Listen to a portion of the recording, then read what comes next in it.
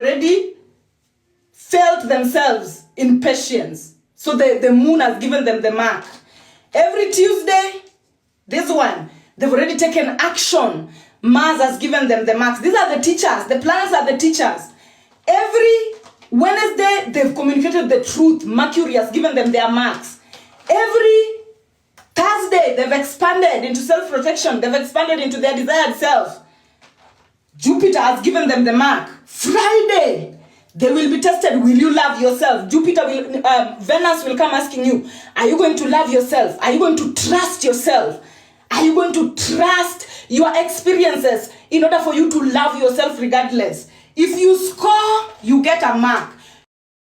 You don't score, you lose a mark. So this is a student who is scoring. Every day they are very self-aware. They're very in touch with themselves. So they're scoring every day. Remember, every day is a lesson. Whether you are asleep, whether you are drunk, you are being marked. Your paper is being marked. Whether you are aware of this, whether you're just walking through life like somebody who is not sober, you are being marked. The marks are still being given. The temptation are still coming, because remember, the planets are there whether you are aware of them or not. So every Friday temptations, they come. Are you going to choose to love yourself, or are you going to fall into not loving yourself? If you fall, the marks is taken away. If you win, the marks is given. So we go to Saturday. Here we have Saturday. What do we do on Saturdays? Restrict over expansion, so that you hope. You restrict over expansion, because over expansion will have you misusing yourself. Over expansion will have you misusing yourself. You must always take a break. You must always rest. If you succeed on that day, Saturday, ruled by Saturn, is giving you your mark. Sunday, ruled by the sun, it is there to help you see yourself through perseverance. See yourself. Like Sunday will bring you temptations of, are you going to stay blind to yourself, or are you going to open your eyes and see who you truly are? If you succeed, a mark. If you succeed, a mark is given to you. So this is week 1. Remember, this is week 1. This is week 1. You've scored your marks. As an excellent student, we put them aside. We enter into week 2. Week 2, you are getting a little bit tired. But an excellent student will still perform. On Monday, they will feel themselves. On Tuesday, they will take action towards their desired self. On Wednesday, they will communicate truthfully with their desired self. On Thursday, they will expand into self-protection. On Friday, they will love by trusting themselves. On Saturday, they will restrict over expansion. On Sunday, they see themselves. They get their mark. This is an excellent student performing. An excellent student performing. That is week 2, done. Week 3, where now people are bored. This is where people get tired. That is the walk of life. You always reach a certain point, you get tired.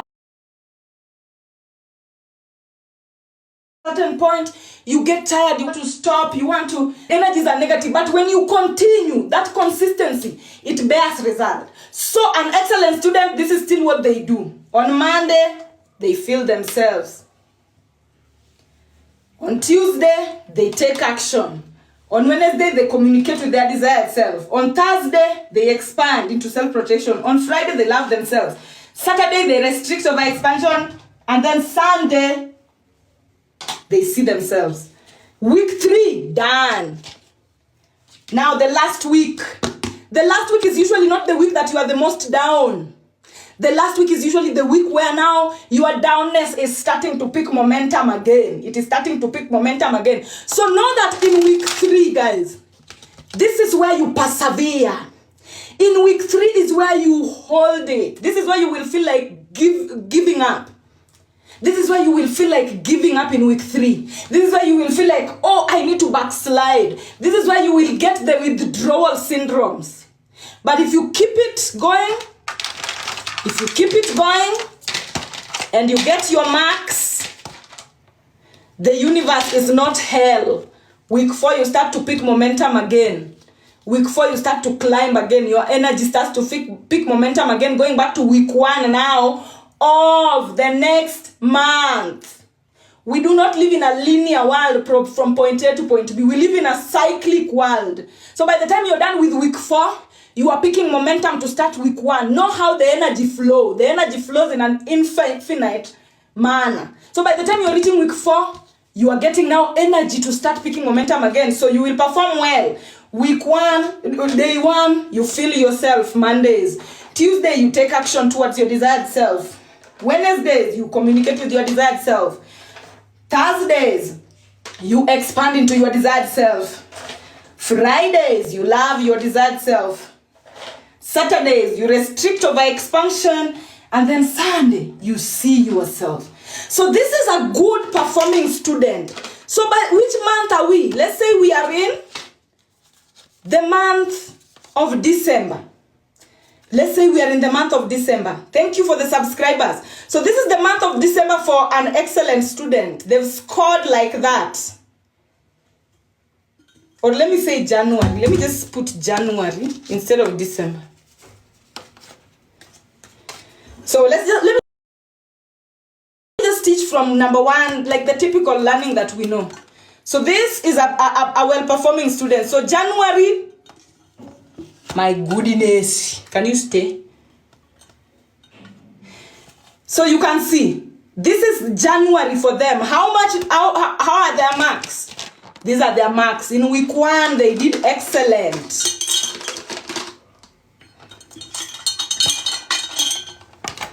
In week 1, they did excellent. Week 2, they did excellent. Their marks is being recorded for the week 1. Week 3, they did excellent for the month 1. Week 4, they did excellent. So by the time January is ending, this excellent student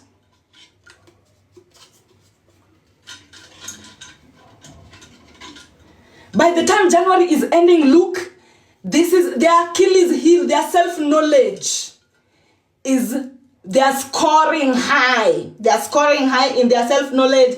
And literally, this is they've already collected this much energy. This is how you use the day to collect energy. Now, let's go to a poor student.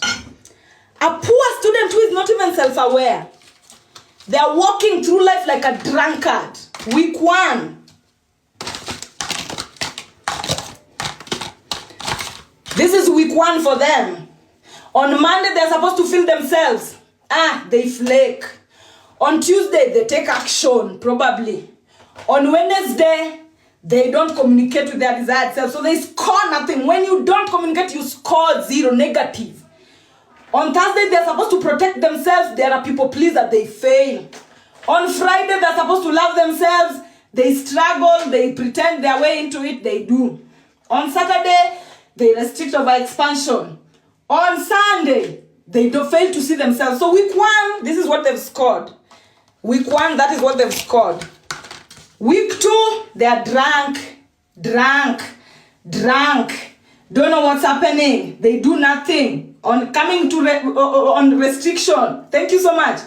They restrict over expansion. And then on Sunday, they probably fail to see themselves. So this is week 2. This is what they've scored. Week 2, this is what they've scored. Thank you so much, Epic. Week 3, where now tiredness. This is where when you don't know the spiritual way, you will not score anything here. When you don't know the spiritual way, you will not score anything here. So this student, they score nothing. The whole week, they are blacked out. Nothing on their plate on week 3. Week 4, they try. Because now they're starting to gain momentum towards taking action. They flake, they try. They flake. So at the end of the day, these are what they've earned. Week 1, their marks are being added. Week 2, added. Week 3, week 4, nothing. So look at these students, guys. This is self-knowledge. This is January. Your energy is this. And then there's a student who their energy is this. Do you think at the end of the day you will have the same spiritual hierarchy? At the end of the day, do you think you will both have spiritual hierarchy? No. This cannot compete with this. This is what somebody is harvesting. Know that we are Bantu people. We are cultivators. We are cultivating the body. We are cultivating the body from head to toe. And each and every month, we have 12 months a year, because each and every month is you working on a specific part of that body. So when January comes, you've already worked on the Achilles heel. You get your marks. You are a good student to get that marks. Somebody is a poor performing student who is flaking, walking through the world like a drunkard.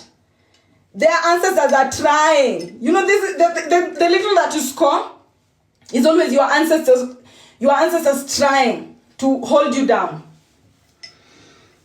Up to that particular point, are we together, guys? Are we together? Are we together? Up to that particular point, are we together? Up to that particular point, are we together? Are we together?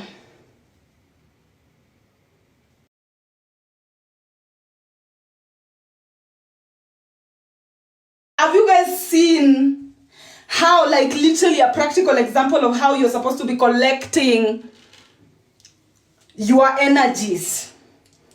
Every Monday, like every day. This is why Christians... Okay, I'm flaking. I'm saying, Christians always say, believe in Jesus. Believe in Jesus. That's a coded language for believe in the day. Believe that the day is going to help you get here. Believe that the day can help you be a good student. The only thing you need to do is to trust in the day. Now, I'm going to give another example for dancers. Now, dancers are a special category. This is for normal, common human being. Now, for dancers, it's a special category. For dancers, they're supposed to only dance.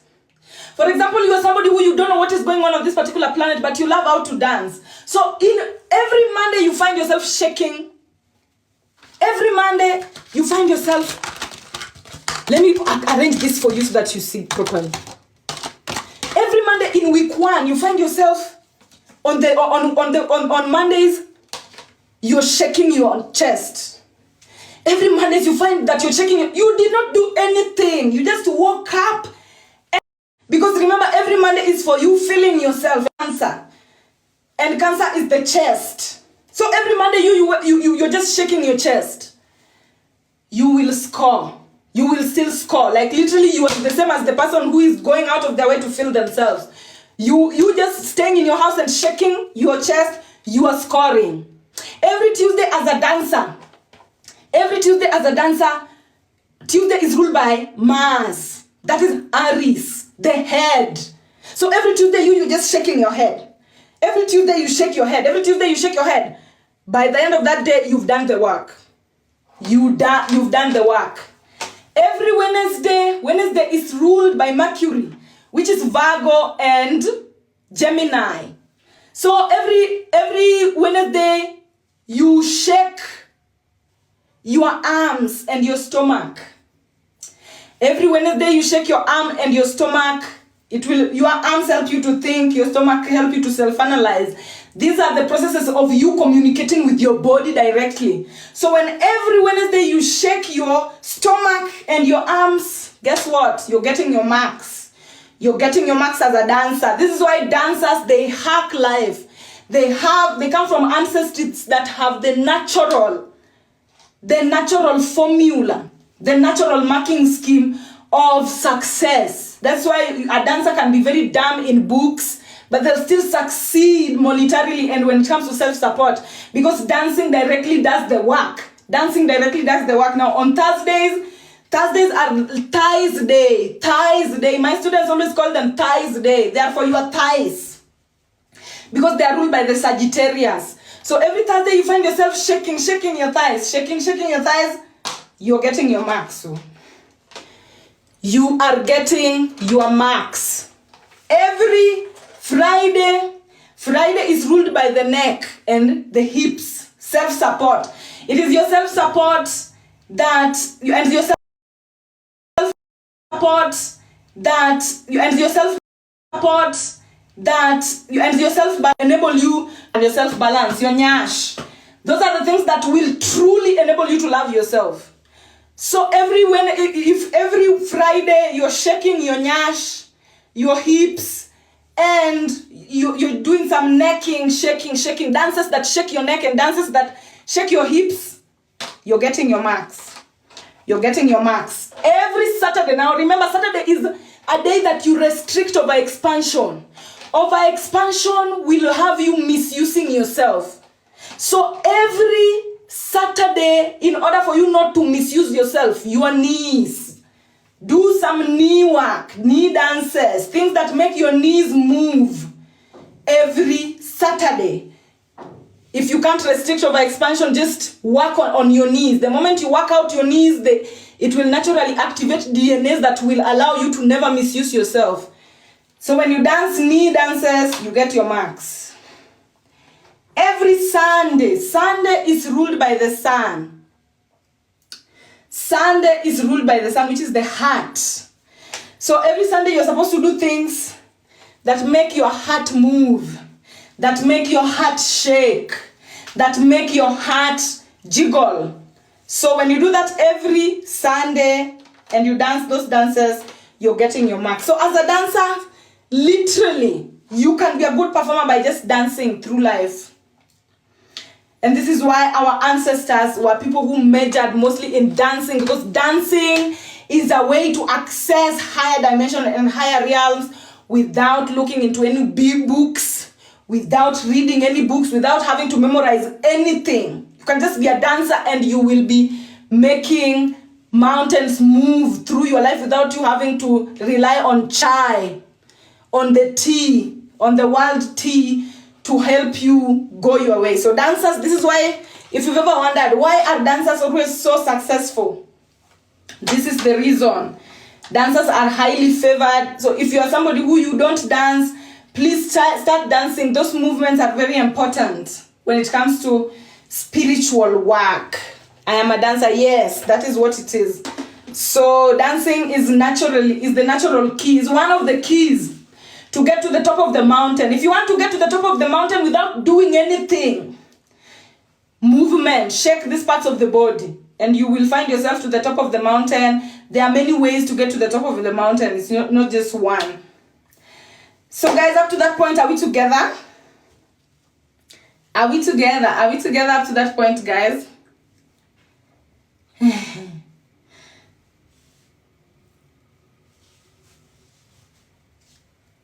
Thanks to everyone joining. Thank you.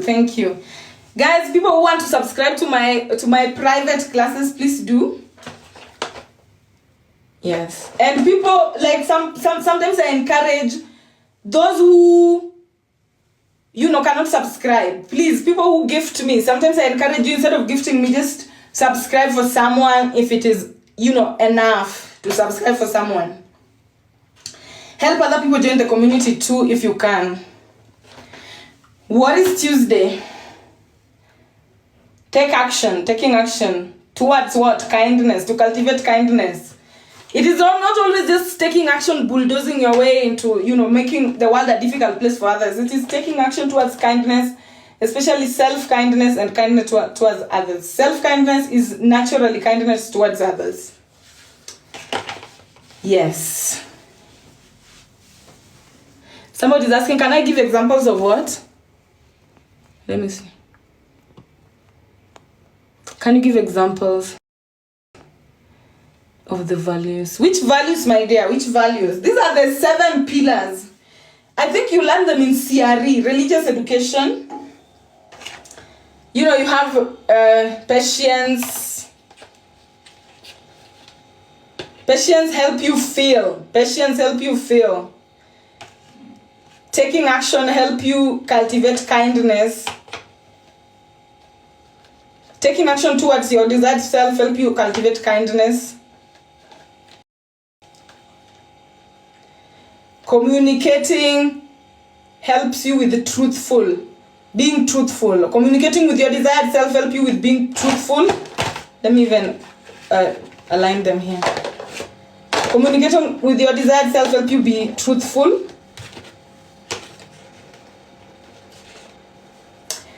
And then expansion helps you with self-protection. Guys, if you're somebody who you cannot expand beyond your borders, like, there are certain times you are going to be somebody who you're always kind, and then somebody provokes you.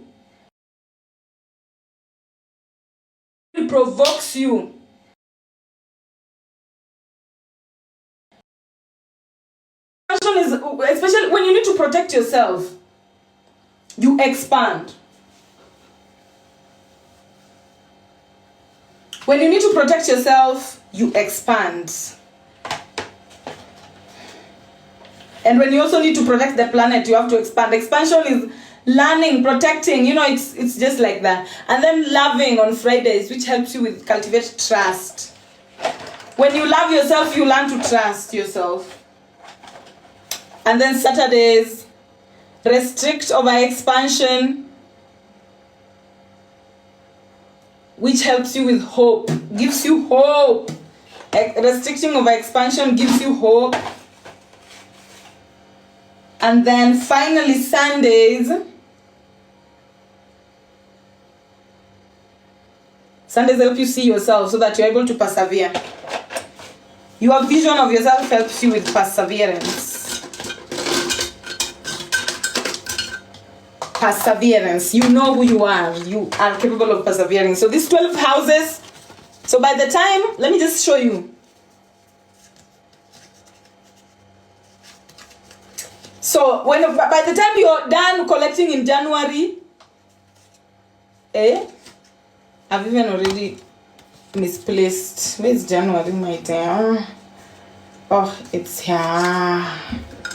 It's here. So by the time you're done collecting these, January you will have worked on your self-knowledge, which shapes your Achilles heel. February you collect this, you will have worked on your toes, which shapes your self-belief. March you collect this, you will have worked on your head, which dictates your authenticity. April, you would have worked on your self-support, which strengthens your neck. May, you would have worked on your arms, which help you think for yourself.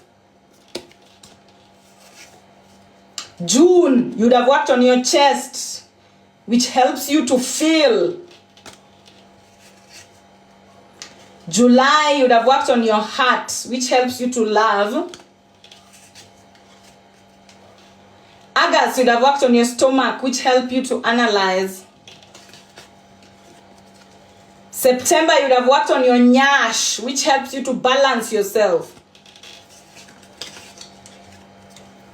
October, you'd have worked on your private parts, which helps you to desire yourself. November, you collect this, and you'd have worked on your thighs, which helps you see yourself. And by you using yourself on December properly, you would have worked on your self-usage. So the body, this is the body, which is the same as the year and the same as the day. The body, which is the same as the year and the same as the day. Are we together up to that point, guys? Are we together up to that point? Is somebody saying thank you? Have you all comprehended? Is there somebody who has not comprehended? Because now I want to open the forum and see myself like I don't like the psychology, the reverse psychology effect on me. So, yeah. Let me sit down a little bit, girl. Yo.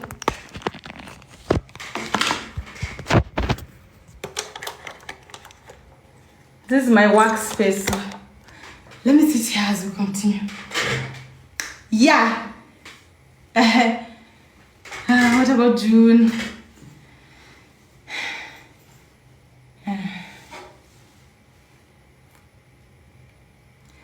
Yes, the gym can do it as long as you're moving those parts of the body. Yoga, but I feel like yoga is not vigorous enough.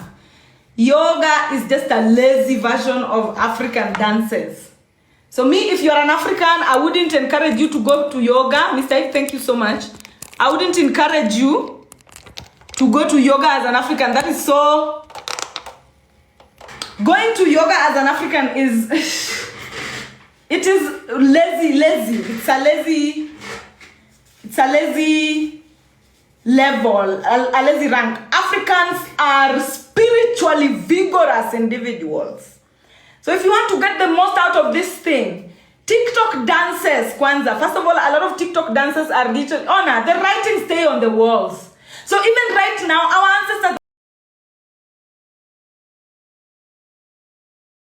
ancestors are constantly even using people. The writings stay on the walls. We stay guided throughout any timeline. So the only time that our dancers were dying was that European time when Sirius was not yet back. When we couldn't see what other people are doing. By the time TikTok came and social media came, all European dances were forgotten. Did you see how we forgot European dances in 2 minutes? And yet our ancestors spent centuries trying to dance like Europeans, and their dances are not spiritually connoted. Like their dances are not spiritually structured. The only dance, the only European dance that is spiritual, that I know is spiritually structured, maybe they have more, but this thing of standing on your toes, ballet. Ballet is for women to believe in themselves. Like literally, it's for the ability to stand on your self-belief without self-knowledge. That is what ballet is. You know, European women constructing that, the ability to stand. I don't know whether it was European people who constructed it, because I see some movements in Chinese too. But ballet is the ability to, it demonstrates the ability to believe in yourself without knowing yourself. Yes, it is the ability to believe in yourself. You see, the Achilles heel is never touching down. The Achilles heel doesn't touch down in ballet. Almost like they want to remove it. So also, the writings stay on the walls. You know, a lot of people are also always complaining, oh, the albedos, they love dirty shoes. There are people who love dirty shoes. People who love dirty shoes are people who don't care about their self-knowledge and their self-belief. People who love clean shoes, people who don't allow other people to wear shoes entering into their houses, is spiritual hygiene. For how you want your self-knowledge and self-belief to always stay clean. The writings stay on the walls. Somebody's asking subscription difference, what is that? The subscriptions are different just for you to choose, like literally the financial prowess that you can manage. If you can manage to support me, it is just supporting me, the level of support that you want to give me. That military focus is for people who want to pay more, and then the normal students level is just for everyone. Okay, so the more you want to support me is what dictates that particular, how do you call it, subscription difference. So I'm going to open forum and also just discussion of the 12 houses. I want us to keep our discussion there in the 12 houses. People who are coming to talk, and also this, I think I'm going to allow just different people to be on the live at once, guys, because I feel like this is going to be a discussion. It is not introduction, it is not testimonial, nothing personal. I just want us to talk about the 12 houses and your understanding of it. Because I know astrology, we have the 12 houses in astrology, but leave the white man's language alone. Leave the white man's codes alone. Let's learn it through the body. We don't need to go through the michochoros of first house, like the way then they learn differently, us we learn differently. So us, let's just be literal and learn about the 12 houses. Let's talk about it, what you know about it, your experience. If somebody has experience that they would want to teach others, open, you're welcome. And like I've said, my moderators, my two monitors, Duke of Nyakach and my other monitor, kindly, the other monitor who is bringing people up, I am giving you a chance to bring more than one person up, because this is going to be a discussion, an open discussion about the 12 houses. Are we together?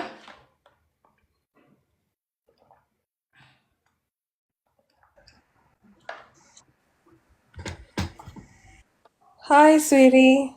Hi. Joyous greetings, my loves. Greetings, greetings.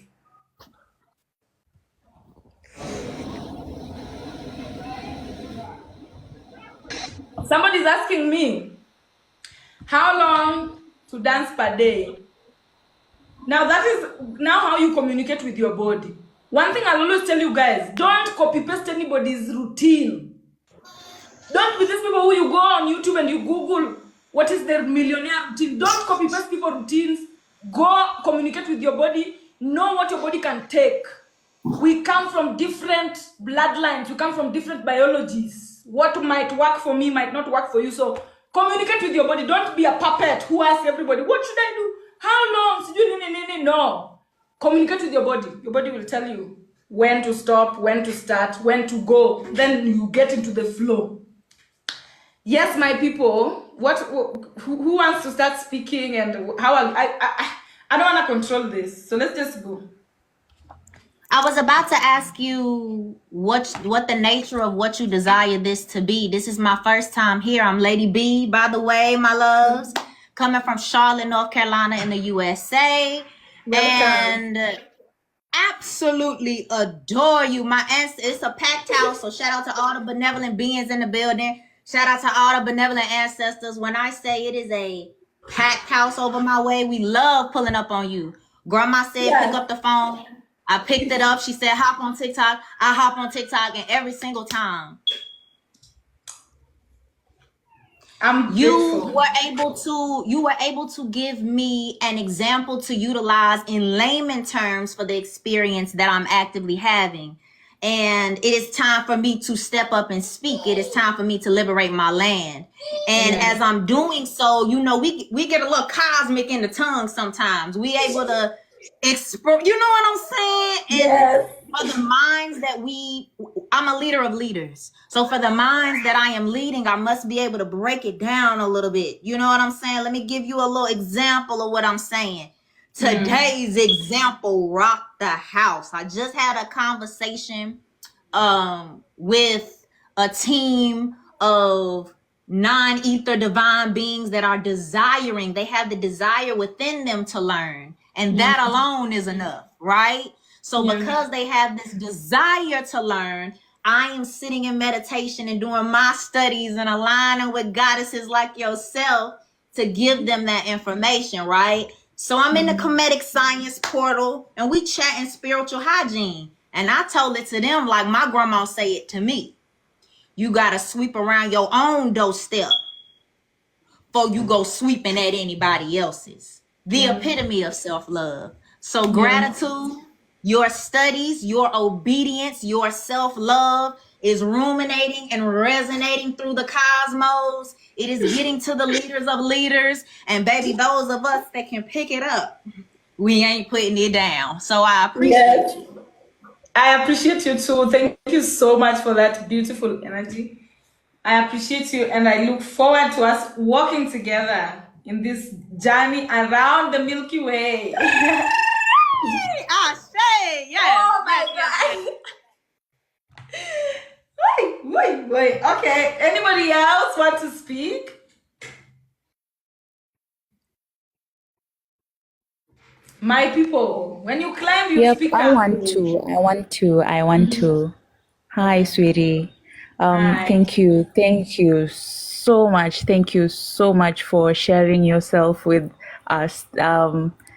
Thank you so much. So I just had a question. What happens, like, if you get into your dances during nighttime? Does Yes. it count? Yes. First of all, let me tell you, the day does not start during the day. It is Isis that gives birth to Horus. So the Yeah, for day sure. starts in the dark, in the night. So Yeah. literally, when you're capable, if you know that you're a deity, or you work best with dark deities. And I will, by Yeah. the way, I will say this. I will say this about deities because I feel called to say it right now. This thing that Christians call dark deities, or you're tapping into dark, whatever. Anytime you hear them saying you're tapping into any dark deities, know that they are referring to the cradle deities, the African deities. Those are the dark deities. The deities that will not hesitate to take actions. The deities that will not hesitate to cause disruption when it is necessary. So know that when you want to tap into such deities, turn to the night. Turn to do these things in the night. If you know you want to work with light deities, then wait for the day, go to the gym, just, utilize Horus. But if you want to work with Isis and the dark deities, you have to tap into the night as well. It is even highly recommended, okay? Awesome. Thank you. May I share a quick piece, my love? Yes, please. As a dancer, I pray this resonates with you, beautiful. My 04 Isis dance is not the same as the dance that I partake in with my sun gods during the day. The way I nurture my sanctuary and how I praise and utilize my body amidst the darkness is not the same as day. So balance is essential as well. Even when I'm a light, bright being, right? That's my energy. But as a light and love, I had to balance my darkness to execute in full power. Because you only at half power if you can only master one. So that's all love. Weep and wail in the night. When you rise with Horus, shine and let your body show it that way. Yes. So when you want to venture into night, like just tap into emotions more. You get into the emotions. You do dance, the spiritual body dancing. The difference between the physical body dancing and the spiritual body dancing. So these are like some of the, when you want to tap into the night things, then you have to really be emotionally rooted as well. Oh yes, I can totally agree to that. When you dance during the night time, actually your body directs you on how you move. Opposed to like during the day, you can do the TikTok dances, the normal routine dances. But at night, your body guides you in a way. Your emotions guide how you move in a way. I don't know. Yeah. Yeah, because the night is ruled by intuition. Oh, go ahead, my love. I apologize. No, it's okay. The night is ruled by intuition. The day is ruled by memory. So whatever you do in the night, you see the way when you go to sleep, you let go. You let go completely. You're not in control. The intuition becomes in control 100%. So literally, that's how it is. The day is memory based.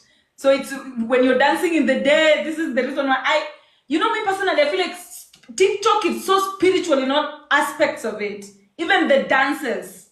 And literally, when you see us collectively dancing, please invest your time to get into that if you want to work with the deities of the day. The deities of the day are based off of collective memory. So when I am shaking my body here, and the same way somebody in North Carolina is shaking their body, and the same way somebody in Texas is doing it, in China, wherever, that is so powerful. That is so spiritually powerful. So your ability to engage in it as well. Don't be somebody who you just sit down, you don't want to engage unless your body calls you to. But if you're somebody who you see certain TikTok dances and you feel like, hey, I want to try that, allow your body to get into them, because these are communication, they're collective communication, and there are certain messages we are passing to each other. Our ancestors are passing to each other without us even being aware that these messages are just being passed through dances. Yes. So also know, like our ancestors, the way they communicate with us, we are collective. You cannot remove yourself from the collective consciousness. We work together in this. We work together. So you should never even be embarrassed of engaging in the collective consciousness. Go with it, because we are together. Yeah. You cannot be up, away, or down from. We work together. We work together, and allow yourself to work with the collective consciousness during the day. At night, be intuitively guided into your own ancestral realm, because at night now you interact with your own individual ancestral realm, your own individual paradigm. When it is during the day, you are reacting to everyone. Everyone is now open for interaction. At night, it is just you and your ancestors. During the day, you are interacting now with the outside world that you see through your eyes. All right? Yes. That's literally what I was being led to share. The night intuition, even connecting that to the sensualness of the body. Yes. When do you usually have the typical bedroom dance? It is in the night, right? And you go out and you're in Jubilee, in Carnival, celebration, whatever your people call it. You know what I'm saying? During the day. And I'm getting fired up. I'm on mute. Mm-hmm. And I'm just really called to say this because she's talking about this. Guys, the fact that we live today in a world where women are scared to walk in the night, women are afraid, the night has become so dangerous. And why is it so? When we look at the night, we think that the night is just dangerous because the people of the world have become like that. Even our intuitive world has become dangerous. And this is because women are not exercising the intuitive movements that are required, because a lot of women are in the masculinity jail. So literally, the moment we don't even engage in our emotional expression, we are collectively making the night dangerous for ourselves as well. So the more we get into our intuitive sides and engage in our emotional body, that is how we will literally make the night safe again. But because women are no longer wanting to express themselves intuitively, most women don't want to do it. Most women feel ashamed of doing it because of societal standards and everything. But that is where our safety is, collective safety. I told you that outside protection is an illusion. The moment you don't feel protected inside, you will not feel protected outside. So if we want to make the night safe again for women, we have to intuitively engage without shame. We have to engage our emotions without shame. And that is what will correct everything. All right? We continue. Somebody else? Hi, Swiri. Hi. Okay, go first, Tiffany. Oh, sorry. Can I introduce you, Janet? Yes, you can. So this girl is going to speak. We went to the same university. we went to the same university and we did the same course. Both of us, we did microbiology and biotechnology at the University of Nairobi. And first of all, Janet, I know I've never told you this, but like literally when I saw you in the University of Nairobi for the first time, because I think you came in between, like after we had moved a little bit without you. So when you came, you were a newcomer, and I really noticed you. And the reason why I noticed you was the aura that you wear. Like I was just like, oh my. And those days we were never friends as such, like so deeply. But I really wanted to be your friend. The circumstances around us couldn't allow, because you know what was happening during the times when we were in university. But I'm so grateful that right now we are reconnected and we are friends, and I love you so much. So go ahead and speak. That has warmed my heart. I love you so much. Oh my God. Thank you for that. And I wanted to say thank you for the lessons, because they they come handy at the hardest times. They come in handy when you need them. It's not something you just collect and you don't use. You use it at that time when you need it. So I'm a Taurus, and I'm gonna take you from the dances, because you've talked about the self-support. And being a Taurus, I know you also talked about angelic Tauruses and demonic. Yes. The thing with me is I noticed my self-support was the last thing to be awakened. And it's almost like I've been fighting with myself, like speak up, stand up for yourself, do this for yourself. Like every time I feel like I'm having a battle with me, like, why are you quiet? Why are you quiet? Stand up for yourself. Like something is happening and I'm like, well, I don't want conflicts. I don't want to kosana with someone else. But there's this part in me that tells me, row, wake up and stand up for yourself. The rage. And that energy was so intense. I was like, whew. But then I also realized, let's say, my authenticity. There's a part in me that I was hiding, and I was hiding because of societal, the way society sees it. I'm a very sensual, sexual woman, and I love being in that energy. I love working with the sexual energy and just being in that energy. Now, talking about it was felt like, oh, I can feel like there are people against it. But then I realized it's also me and me inside. It's me and me fighting. Yes. And yes, I wasn't standing up for myself and all that. But the minute I did, I had the courage to even talk to my mom. And you see, when it comes to emotional support, I was doing it for myself. But this time I felt this urge to just reach out to my mom and just let her be there for me at that time. And that was healing. I'm telling you, it was a sad moment, but that felt like I healed a whole generation. Like, I am standing up for myself and no one is going to tell me anything. Like, I felt like I let out that person in me, and she's so powerful. Like, why was I hiding her?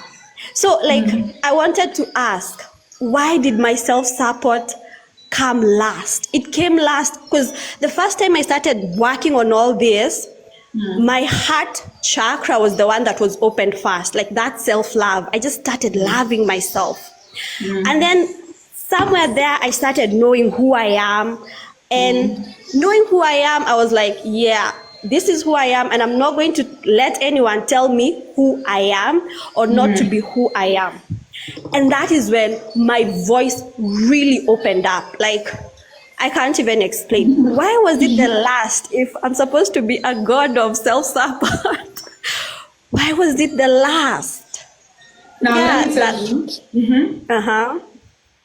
So first of all, when it comes to your 12 houses, we come here to, we come here to rectify the 12 houses that our ancestors have passed down to us. There are certain ancestors who they specialized on self-knowledge and probably neglected self-support. Like, literally, there are certain aspects that your ancestors have already done certain works. And it is upon you to recognize, okay, which works have my ancestors done and which works am I doing for myself? And most of the time, like, it arranges itself differently according to each and every individual. Now, you asking me that, oh, why was my self-support the last thing that came to me? Probably because you're a Taurus, self-support, you tapping into self-support is very easy. You save the best for last. Like, literally, you had to work, because probably if you would have had your self-support, then maybe you having your self-support with a faulty self-knowledge would have misguided you and took you out of your balance. So literally, how your houses arrange themselves, they are for your greatest good. Because sometimes, self-support is money. That one is something I will tell you for free. Taurus is money, it is luxury, it is the bull, it is the buffalo. Your ability to support yourself without, relying on other people. Your ability to use your throat chakra. If somebody's giving you money, they will control your throat chakra. If your parent is giving you money, there are things they will not allow you to do. There are things you will not say. So your neck will always be under someone's arm. But the moment you are capable of taming a buffalo, then it means that you've now gained your voice. Now imagine gaining a voice with a faulty self-analysis. Imagine having a voice with a faulty authenticity. That will throw you off balance. So most of the time, maybe you needed to work on these particular houses so that by the time you're getting your self-support now, you are set. Our ancestors give us the best clothing for the golden age. So always just believe in how your path has unfolded. Believe in, there are people who they need their self-support from a very young age because probably the other houses are terrible. Without that self-support, the other houses will not be able to stand. So the arrangement, the specific pudding that you get from these 12 houses is meant for you. That is now what is your fingerprint, your own personal DNA. And the questions that you have me, that is all I can tell you. I cannot finger point to you that, oh, this is the reason why your voice came last or your self-support came last. But I just want you to know that it is for your greatest good. So the moment if you want to really figure out that answer, look into why is your self-support coming last good for you, and then the answers will start to come. Why is your self-support coming last good for you? Ask yourself that question, and then you will be answered accordingly. All right? Thank you. Yeah, actually that makes sense. Before you even continue, I want to tell the women who are watching this at this particular time, like this for two people. Guys, as women, we come from generations or from ancestries that left the buffalo and the lion for the male to tame. Us, we only needed to tame the elephant and the panther, which is the intuition and the divine feminine energy. So that the males, they tame the buffalo, which is self-support, and the lion, which is confidence. Now look at our timeline right now. This is why adjustments are necessary and library is necessary. We are in a timeline where men are no longer taming the buffaloes. And a lot of men are also no longer taming the lion. So guess what? This is our mothers, a lot of our mothers grew up in domestic violence homes. Literally, when you start asking women, have you ever been raped? Have you ever been raped? 99% of women have been raped, sexually assaulted, something has been done to them. This is just there to tell you that the males are no longer taming the self-support, because as long as you're capable of supporting yourself, you will naturally support everything around you. But because they're failing in this self-support, they want to make life difficult for the things outside of them. They want everything outside of them to also not feel supported. So women, wherever you're seated, okay, it's okay for you to depend on a man to tame for you your buffaloes and your lions. But I want to tell you that in this timeline, this is the time we do it on our own. This is the time we tame the big five. As a woman, tame all the big five. Get your self-support. Get the confidence. You already have the panther and you already have the elephant. The moment you get the confidence and the self-support, naturally, you will get the unicorn, which is the rhino. The people who know what I'm talking about, you know what I'm talking about. So kindly, as a woman, start doing that, because men are falling down the pedestal. It can't be that in Korea, women are complaining. In America, women are complaining. Australia, women are complaining. Everywhere, South Africa, women are complaining. Kenya, women are complaining. Everywhere, the female femicide revolution is the only revolution that is never campaigned, but it is the most done in all the countries of the world. This should tell you that the feminine is under attack. And how do we get out of it? We must tame the buffaloes so we get the voices. Without taming the buffalo, you cannot have a voice. You can only have a voice up to a certain extent. But as long as somebody is in charge of your pockets, as long as whatever you're getting inside your pocket does not involve you naturally transacting with the collective, know that you are jeopardized and you're compromised. So women, work on your throat chakra, work on the buffaloes, work on taming the buffaloes and the lions.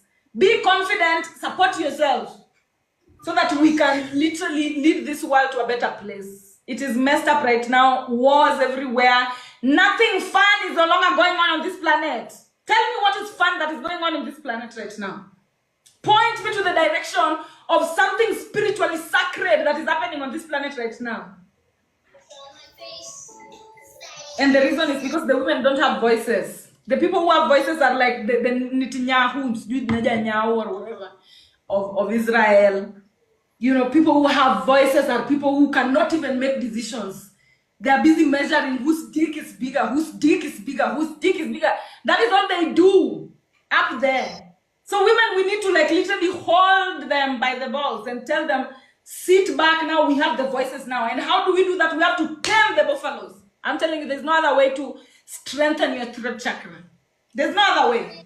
Tame the buffaloes, and then we will have our voices and we move forward. Yes, I know I've talked a lot, but I don't know who. Janet, you want to continue? No, I wanted to say thank you for that. And it's true, it makes sense because I found my voice when I found myself and when I know what I want to do in this planet. Yes. So I know why I found my voice at this particular time, and there's no stopping.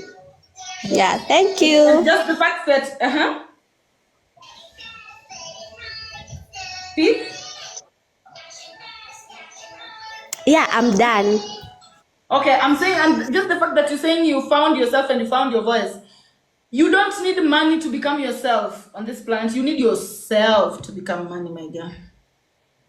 My dear, it is yourself that you need in order for you to become money. Because it is yourself that will now, it is yourself that becomes money that people now interact with. Barter trade is the core of trade. They might tell you need money to buy things, but barter trade, that one that Africans had, is the very core of trade. People who have exchange with people who have. I'm giving you this, you giving me this. I'm giving you this, you giving me this. Money is just like literally a veiled energy. Whenever you're giving anyone your money, you're taking something always. Guys, know that. Know that you can never throw money away. You can never give money without getting something in return. Whenever you've removed money, you're giving it, it is energy. Know that anytime you're giving money, even if you're giving it to the street, anytime you're giving money, you've bought something automatically. Because life is based on barter trade. That is the basic fundamental level of trade. So always know that, and that money is yourself. So there are people who, instead of having money, they just have themselves. And it is themselves that they used to trade, and they are successful about it. So when you find yourself truly, you find your voice. Because when you find yourself now, you are money, you become money, you become a support system to the planet. Anything that is a support system to the planet cannot go hungry. People's God do not sleep hungry. Anybody who is employed by the universe cannot sleep hungry. So work on your self-support so that you are capable of transacting in the natural system of transaction. Yes. Let's continue. And Swiri, so I just wanted to ask, on Saturday is for restricting over expansion, right? Yes. So how is that connected with hope? How is that connected with? Hope.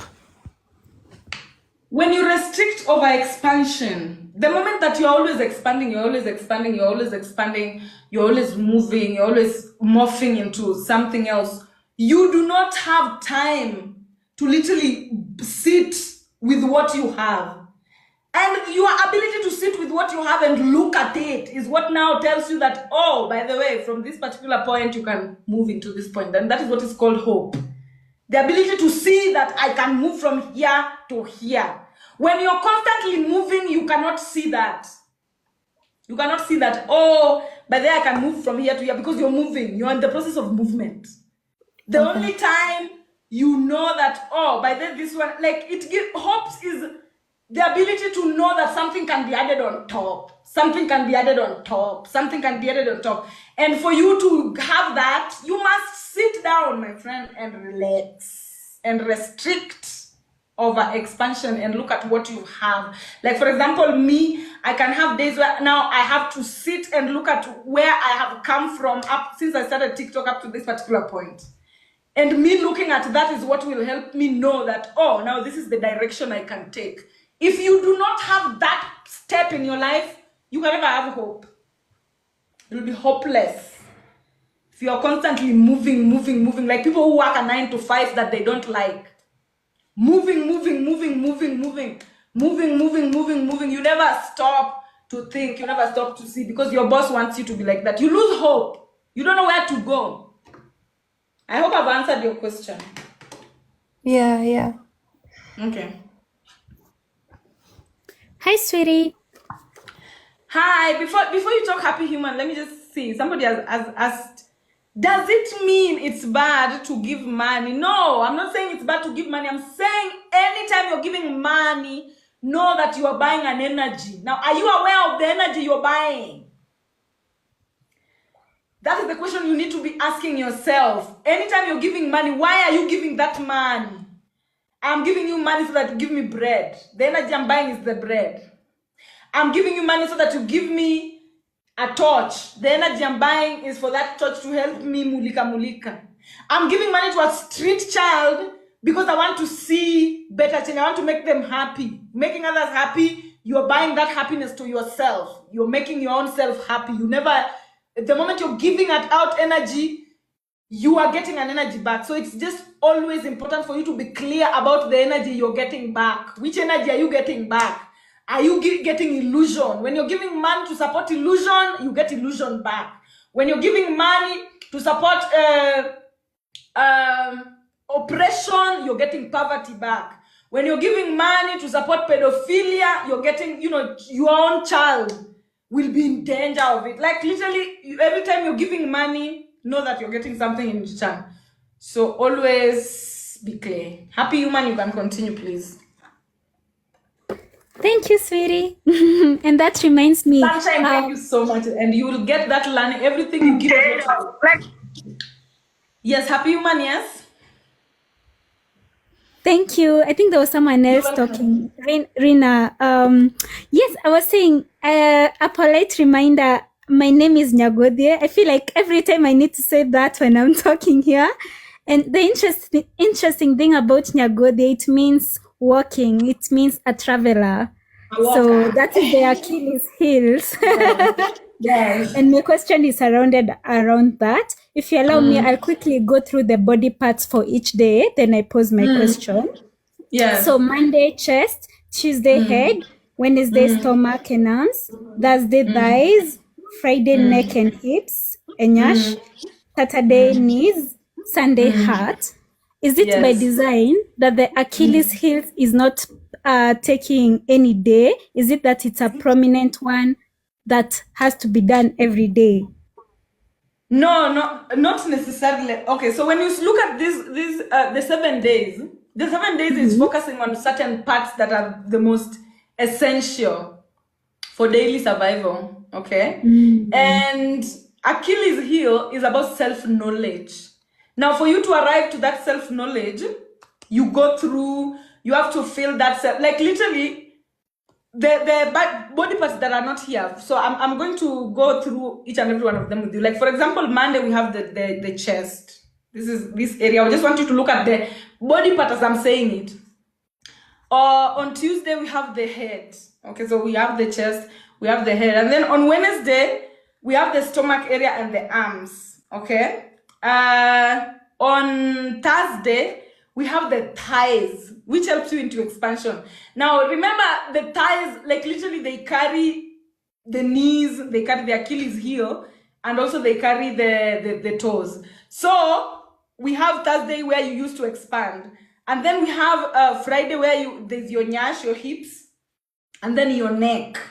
And then on Saturday, we have the knees. So out of these days, there are certain parts of the body that have not been put here, which are the toes, the Achilles heel. Which other part are you seeing that has not been put here? Just from you staying present. Which other part of the body do you see that has not been put here? Actually, it's those two and the heart, which is represented by the chest, I guess, and the private part. So, Achilles heel and the toe, they literally are, every time you're utilizing on Thursday. Correct. When you're utilizing your thighs, it is connected to your self-belief. Your self-vision is connected to your self-belief and self-knowledge. On Saturday, when you're utilizing your knees, which is your self-usage, and you restricting, not misusing yourself. The moment you're working on that, you are concurrently working on your Achilles heel and your toes. So you must look at the connection of the body as well. And you see that the areas of those parts that are represented here. So the heart is also like, we don't have the heart is on Sunday, okay? And then the chest is on Monday. Correct. Yeah, so the parts of the body that are not here, just look at the parts of the body that are connected to them. Know that energy is flowing there. Like on Thursday and Saturdays, your energy are flowing towards your self-knowledge and self-belief. Amazing. Thank you. Yeah. So as long as you work on this particular parts of the body, by the time you're finishing on day 7, you would have worked on all parts of the body, because these are the major ones. Every part is present in, like for example, the Achilles heel and the toes, they are present on Thursday and Saturday. Sunday is the heart. The heart that pumps blood to all parts of the body. So when you focus on something that pumps blood to all parts of the body, you're capable of seeing yourself, because the heart literally travels to all parts of the body. Yes. Perfect. Somebody Thank you, else, Swiri. Friday. Somebody's asking Friday is, can someone write? Somebody answer them, please, Aki. People who are asking questions, look to the comment section, you'll be answered. Okay, let's continue. Hi, Swiri. Hi. My name is Tahmine. I'm Iranian. I was born in Iran Yes. and there. Found you about a year or two ago. I saw a video of you, and you spoke to my soul. There was a deep, deep connection with you. I have had, I've seen many mentors, and I've seen videos and seen many, but you were the only person that truly connected to my soul. Thank you so much for that. I want to tell you a little bit about myself. I think it's I think it's important that you know why I connected with you. As an Iranian woman, I never felt at home when I was in Iran. I felt that I was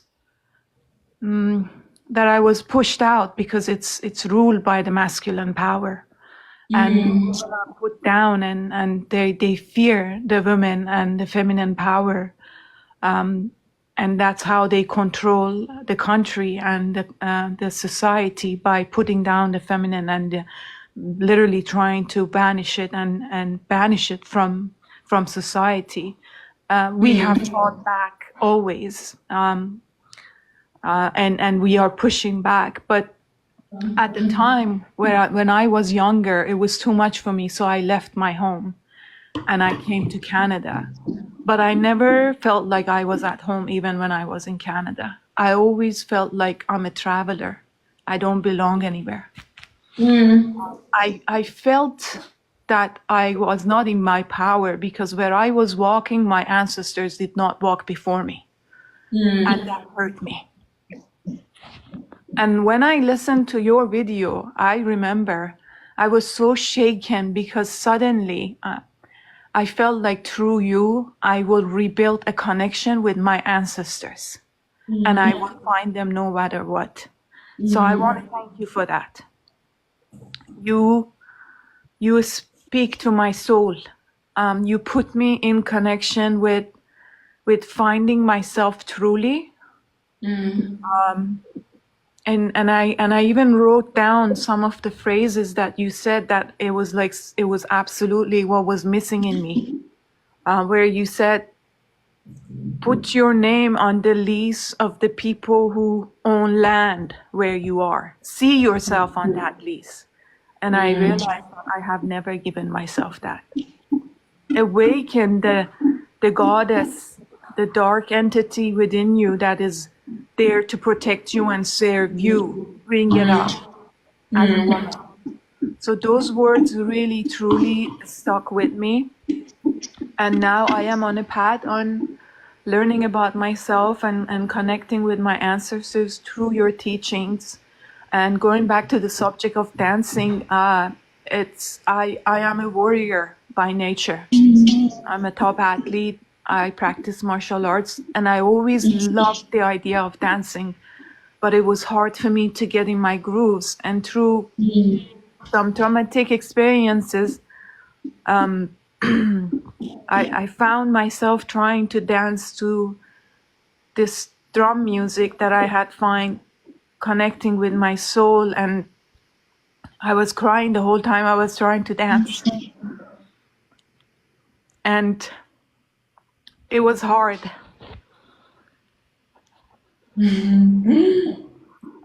So thank you so much. And everyone who comes on and speaks, you all speak wisdom. Yeah. And I am so honored to be in part of this collective wisdom and feminine power. Thank you so much. Thank you too, Crystal. Thank you. And just from like you speaking like that, this journey of people going back to their ancestors, you know, it's a journey that is really, really needed. The fact that you've spoken about Iran has reminded me, like I had a friend from Iran who looked like she came to Kenya specifically to see me. And she came with certain issues that she wanted me to address, of which even me meeting her, like at that particular point in time, there was certain misalignments. She was vibrating on a certain level, I was vibrating on a certain level. Like I couldn't speak her language properly, she couldn't speak mine properly. But I realized later after she had left that literally she came because she was seeking answers to. She comes from an ancestry of these people who it reaches a certain point in time and they bend completely, like their kundalini, their vertebral column bends completely, and now they have like a back here. So she came and she told me that she comes from that family and she knows that she's going to have it too if she doesn't rectify her bloodline. So she was just coming to see if I could help, of which I really did my part in the best way I knew how. But most of the time I feel like people who've grown up in certain places that are so masculine and male dominated, it rewires you away from your ancestry so much that you live an opposite lifestyle from the ones that your ancestors lived. But one thing I'll tell you, that the moment you start going back into the African ancestry, because African ancestors are the cradle of everyone. We literally, everyone's ancestors are in Africa. At the end of the day, the most modern ancestors are the ones who travel outside. And ancestors that traveled outside, literally traveled outside because they are travelers. So a lot of people, genetic pools that are outside of Africa, they go back to travelers. They go back to the Nilotic people, the pioneering spirits of Africa. And as you guys continue, you're going to realize that the ability to be a traveler requires you to tame the lion. It requires you to tame the lion first before you tame even anything else. The ability to travel starts from the cats, and then it expands outside the borders to the lions. So just having that confidence and bravery to believe in yourself, no matter where the vibrations are coming from, you have to. Because I'll tell you guys one thing, the reason why knowing your ancestors is very important is because our world is becoming more contaminated by the day. People are saying different things. There are people who will tell you, oh, become a vegan. Oh, don't become a vegan. There are people who they become vegans, they start to suffer, whatever. All these confusions that are happening, you will never succeed if you're somebody who is copy-paste. You ask people for what to do. Because everybody's saying a different thing, which is okay. People come from different bloodlines. But now how will you know which is the moral path for you as an individual? You must connect to your ancestors to know. Because as much as some people come from very strict Bantu origins that only allow them to consume greens, know that there is a bunch of travelers. Travelers did not live by eating greens only. Travelers lived by hunting, survival in the wilderness. So literally there are some people who genetically come from the Nilotics. People who, their way of life, our ancestors' way of life. Like for example, now if you come to my village and you start telling everybody, become vegan, they will even look at you Like, oh, what are you even talking about? Because it is not our way of life. So know who your ancestors are before you even start going into the spiritual aesthetic. You know, some people are in spirituality for the aesthetics of it. You want to show people that, oh, I can, you know, I support the world so much. Look at me, I'm not eating animals. That is not what spirituality is about. Nobody cares what you do. Spirituality is about you connecting to your ancestors and living the life that they would fully appreciate. And our ancestors are not white. Our ancestors are not people who are pleasing in the light. African ancestors are not deities that are only pleasing in the dark, in the light. A lot of African ancestors, a lot of powerful African ancestors are in the dark. And so literally when you're tapping into your ancestry, know that there are deities that cannot coexist together in the same vessel. Cannot mix hot and cold together in the same vessel. There are certain African, know who your ancestors are from an individual level. And how do you know? Be authentic to yourself and follow the path of least resistance. Don't be that you want to follow, oh, what is Nyar Kano doing? I want to be in that. Oh, what is Sadhguru doing? I want to be in that. Don't follow anybody. Walk in your path, and if people align, draw them close. Draw them close. If people do not align, adjust your proximity. Adjust your proximity. But you're not supposed to be bowing to anybody. Nobody has the marking scheme here. You know, some people think that there's someone with a marking scheme for going to heaven. Some people think that there's someone with a marking scheme for getting on top of the mountain. Nobody has a marking scheme here. And people work like they have marking scheme. Nobody has a marking scheme to tell you that all bodies are supposed to be living like this, because that is not even possible. Know your ancestors and then live the way your ancestors are comfortable living. Whether that is terrible to the, to the albedo effect, whether that is terrible to the Vatican, whether that is terrible to the societal norm. Know who your ancestors are and stand by them, no matter what. Yes.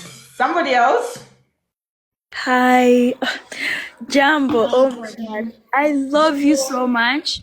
Every time I watch your videos, it's like I go into a different energy. And I love when you say don't listen to anybody, period. Yes.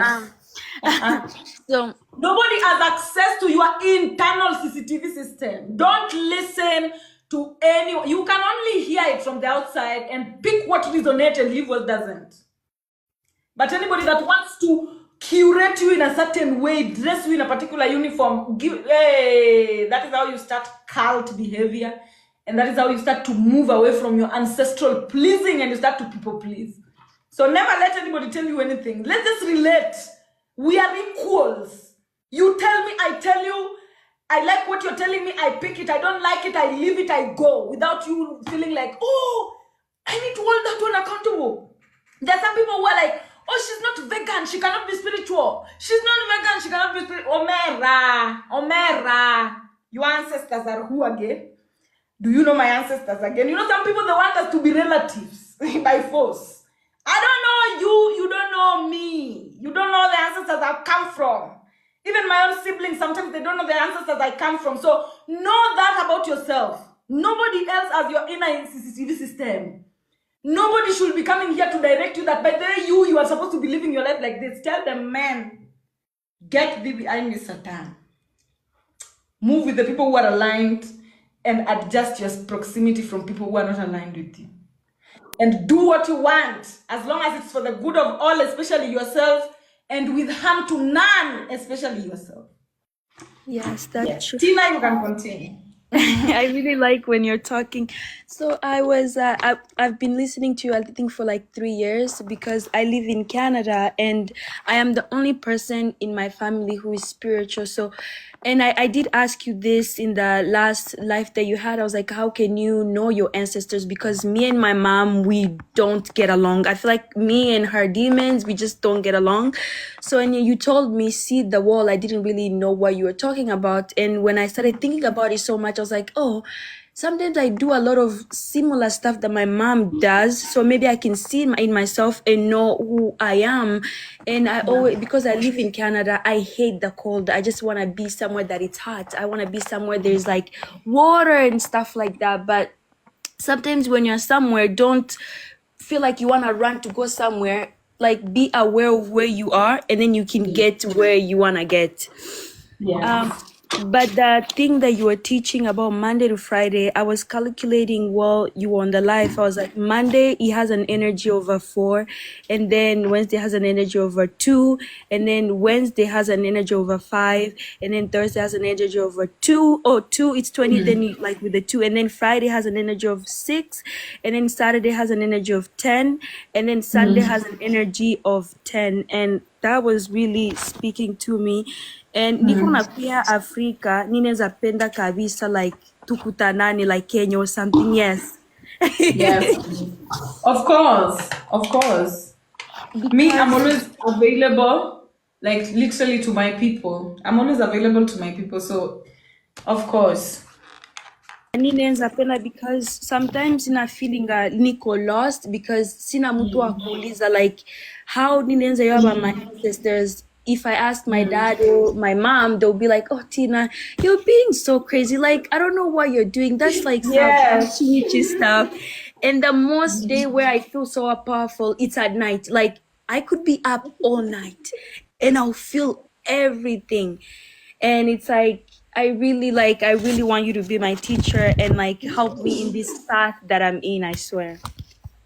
I will. I am already, and when you travel, when tafute, because also one thing I'll tell you about like this thing of like just meeting somebody face to face like that. If you feel like literally we need to meet, please follow through with it so that we do, because there's a lot of exchanges that happen when people meet on a one-on-one basis as well. So probably maybe there's ancestors of yours that know there's something I have that when you see me on face to face will unlock something in you. That happens to people. Always know that we are always changing medicine. The medicine does not come from hospitals only or from the herbs only. The medicine is also among the people, the animals.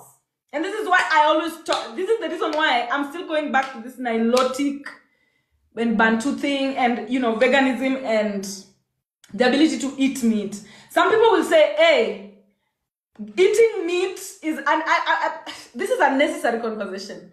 Some people will say eating meat is terrible. But remember the DNA, the ancestors that we come from. Always know that everything that exists on this planet is energetically involved in the collective. Whether it's a lion, whether it's a goat, whether it's a grass, all of it is usually connected in the collective energy circulation, the food web. So first of all, know that when everything dies, in my Luo tribe or in my Luo origin, when people die, we say that we are returning them earth back to earth, earth back to earth, earth back to earth. When you bury people, guess who consumes their carcasses? Guess where that energy gets distributed? Energy does not disappear on this planet. Energy once created cannot be destroyed. That energy of people, it is absorbed by the greens. Greens eat us. The trees are eating us. That's the same way we are eating them. And they are herbivorous plants that also eat the tree.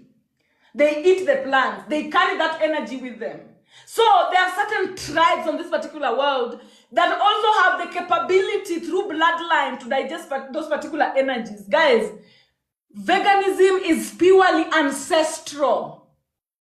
If you come from ancestry of cultivators, people who majorly fed on the ground, on their produce, stick to that. Be loyal to that. That is your identity as an individual. And when you eat other things, I have cousins who cannot eat meat.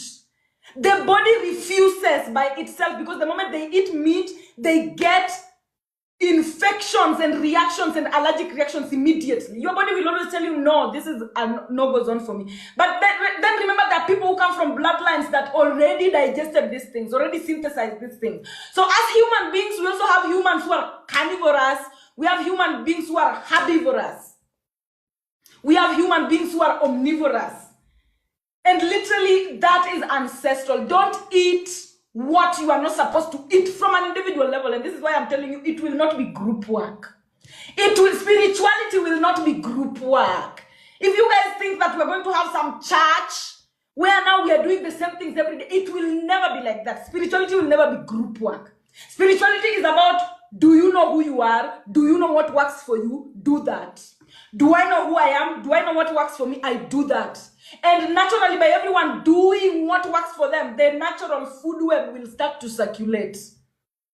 Because at the end of the day, energy is here. Energies on this particular planet, they are meant to be synthesized by specific things. What a termite will do is not the same thing that a vulture will do. What a goat will do is not the same thing that a buffalo will do. Everything is constantly channeled to digest its own energy that it is channeled towards. And that is human beings as well. If you are somebody who you are spiritual and you lift your nose on other spiritual people just because they have other practices that are not marrying into yours, you are lost. What you're supposed to be doing is appreciating. You meet the maybe probably Himba people, not accurate, but you meet Himba people and they eat monkeys. What you need to do is what? Appreciate. That is their level of vibration. That is their work.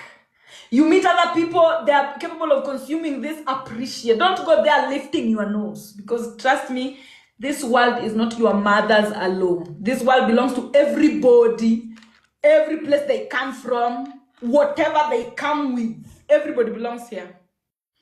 So the best thing you can do is do what's best for you. Let somebody else do what's best for them. If they don't marry, respect the differences. We cannot all be equal and the same. All right? Somebody else, please. Somebody One else. girl. Hi. Hello. Able. So Rina Nani and tuenda first? Kisha. Who's going first? Oh, Let's thank you, start with Kisha. Rina. So, Let her go first. girl. Okay, thank you. So, Swiri, Yes, kwa sana Rina.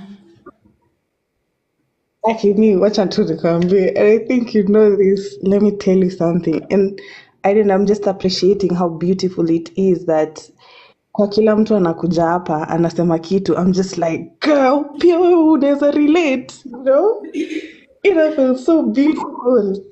And let me tell you, you're doing something that's so phenomenal, that's so life-changing. I've never understood myself the way I have for in the past 5 months. That's when I've been, been clocking in. And let me tell you, Yeri, the knowing inafanyika, even the reactions, the way you react to, I used to react to things, it's not the same, because I'm just like observing it from a very different perspective, and I'm understanding why it's happening. Yani it's mind blowing. I'm just mind blown every day.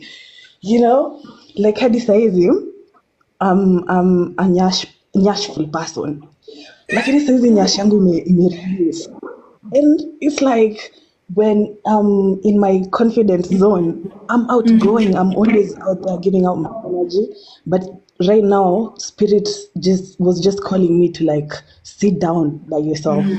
This is your isolation time, girl. Sit down. And my nyash has reduced. Like, the confidence to be out there has reduced. Like, oh God, I will. Yeah.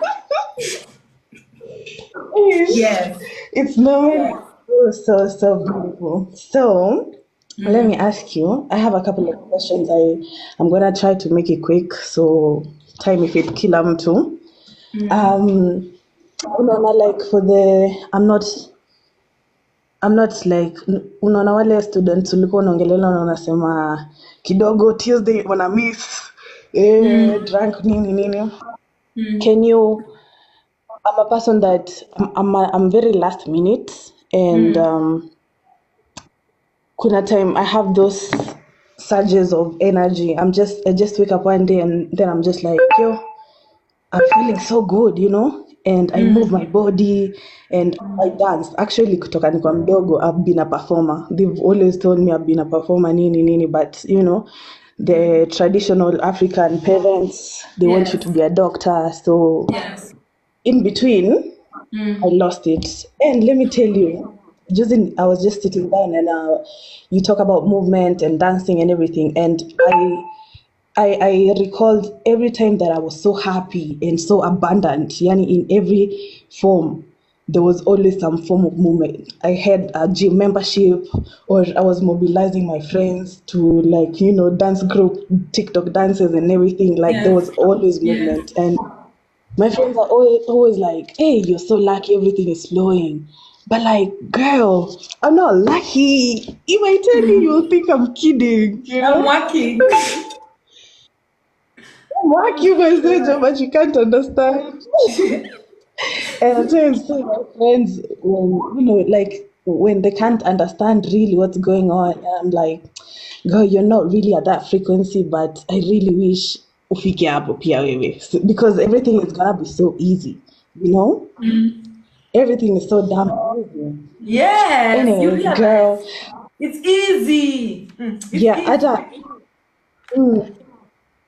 Tango, I started listening to you. I was just like, I've been through so much, and I wouldn't want to bring forth kids.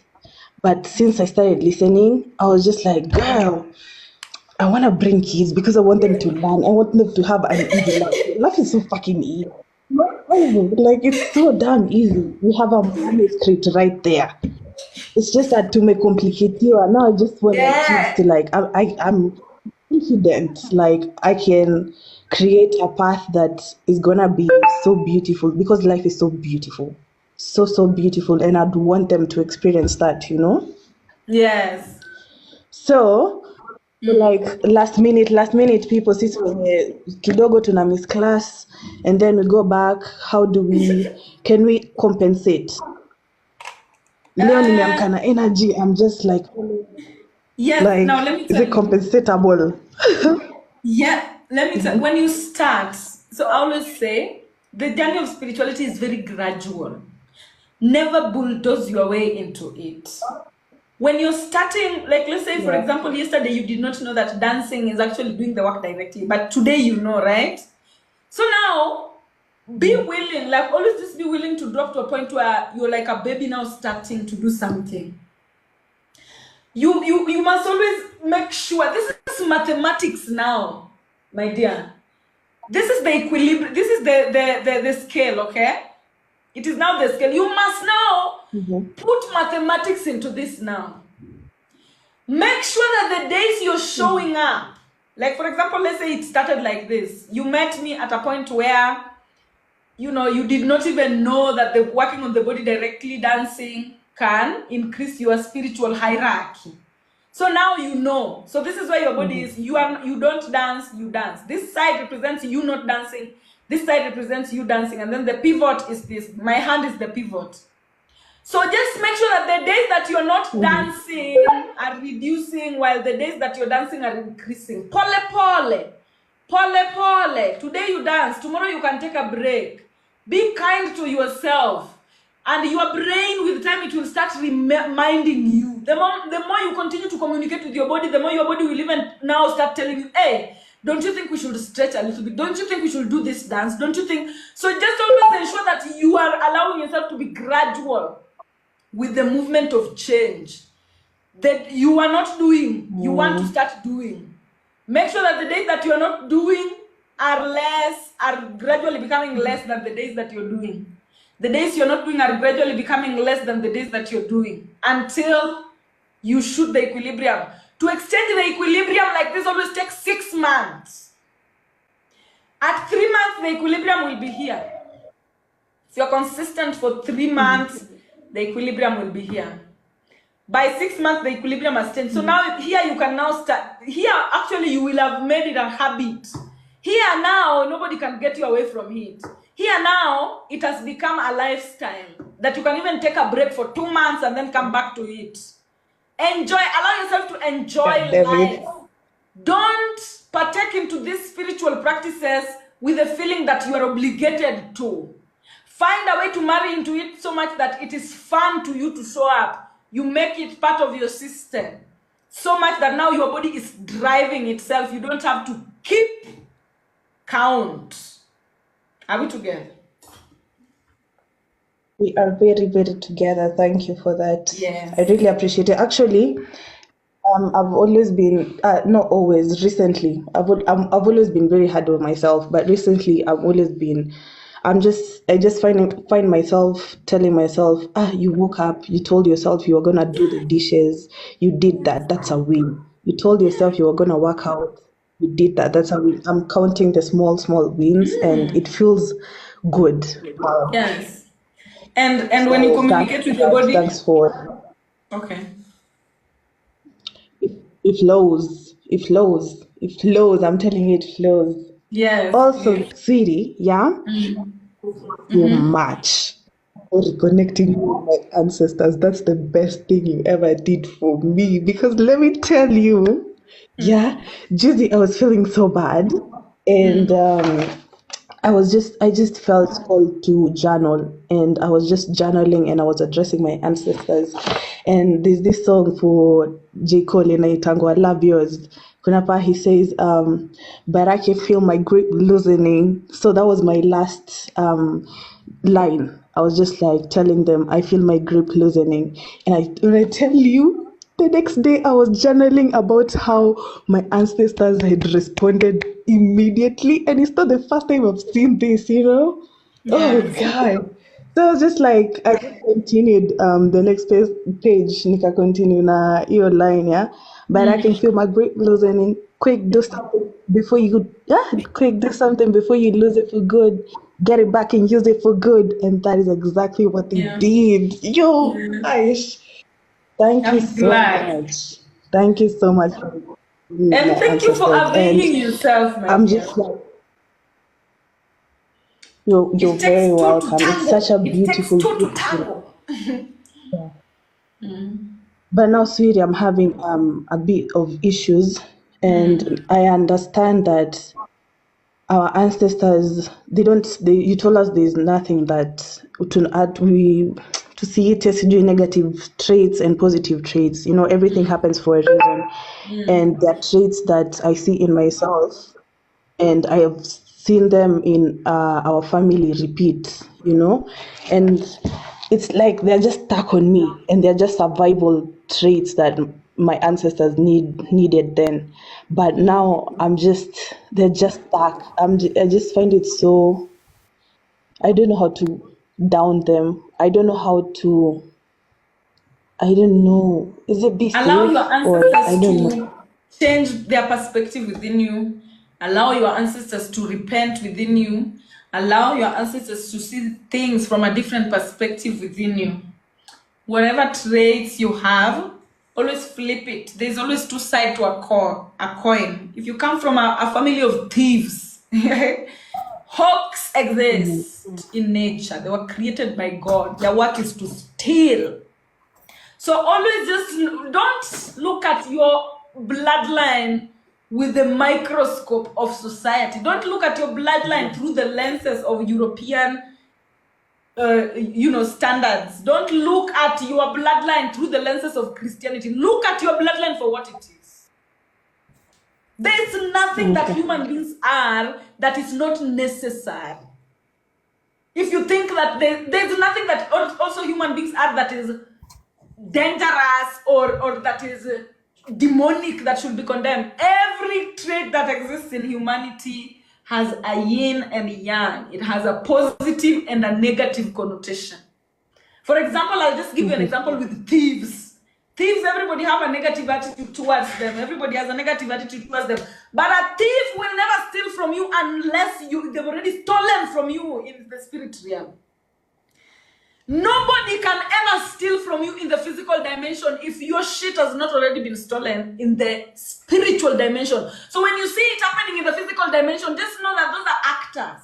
The universe has paid actors to come and show you the manifestation of what has happened in your spiritual dimension. So as long as you always have your inside protection, you will be at peace with everyone. In fact, even thieves themselves, they don't just steal from anyone. They also follow their intuition. They also pray. You know, right now you might go to the bank and you're praying, oh my God, help me get home safe with my money. A thief somewhere is praying to God that, please allow me to find someone I can steal from so that I can take my mother to the hospital. Do you know who nature is going to have win? The one with the strongest belief system. The one that deserves it. So please, always just know that anything that happens in the physical dimension is already a holographic representation of what already occurred in the spiritual dimension. So if you want to protect yourself, don't run around protecting yourself in the physical. It is useless.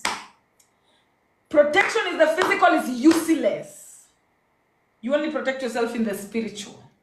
Once you protect yourself in the spiritual, physical will never, nothing in the physical will ever hurt you. So stop looking at anything, any behavior from your bloodline, never label it or negative trait or what. Just look, face the ancestors that had it, and then look at it from the other side. Look at it from the other side. Everything always has the other side. Even sicknesses, they always have the other side. Even mental issues, mental health issues, they always have the other side. So always look at the other side. Don't look at this judgment side where you are judging, you're pointing fingers. That will never take you anywhere. Addiction is always feeling, somebody's asking me, addiction is feeling a void. Literally being addicted to something and not being able to live without it is because you want to look that direction, because there's something you're avoiding here.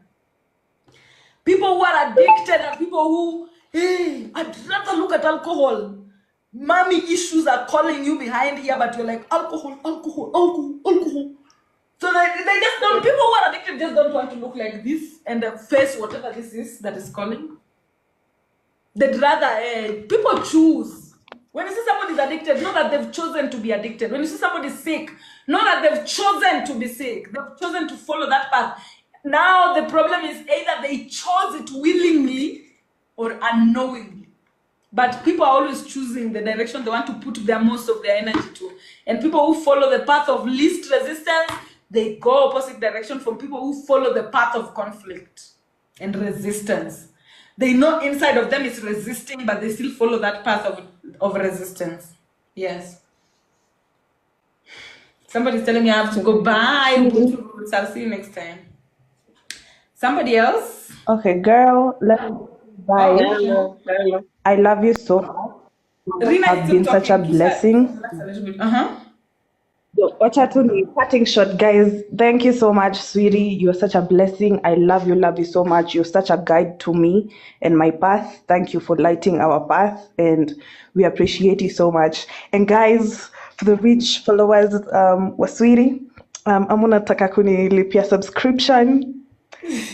Thank you in advance. Mwah. Bye. Guys, she's asking if you would love to pay for her subscription so that she can join the class. She's asking for someone to help her join the class. So I hope she if you have money and you'd love to pay for her subscription, please note her and help her out.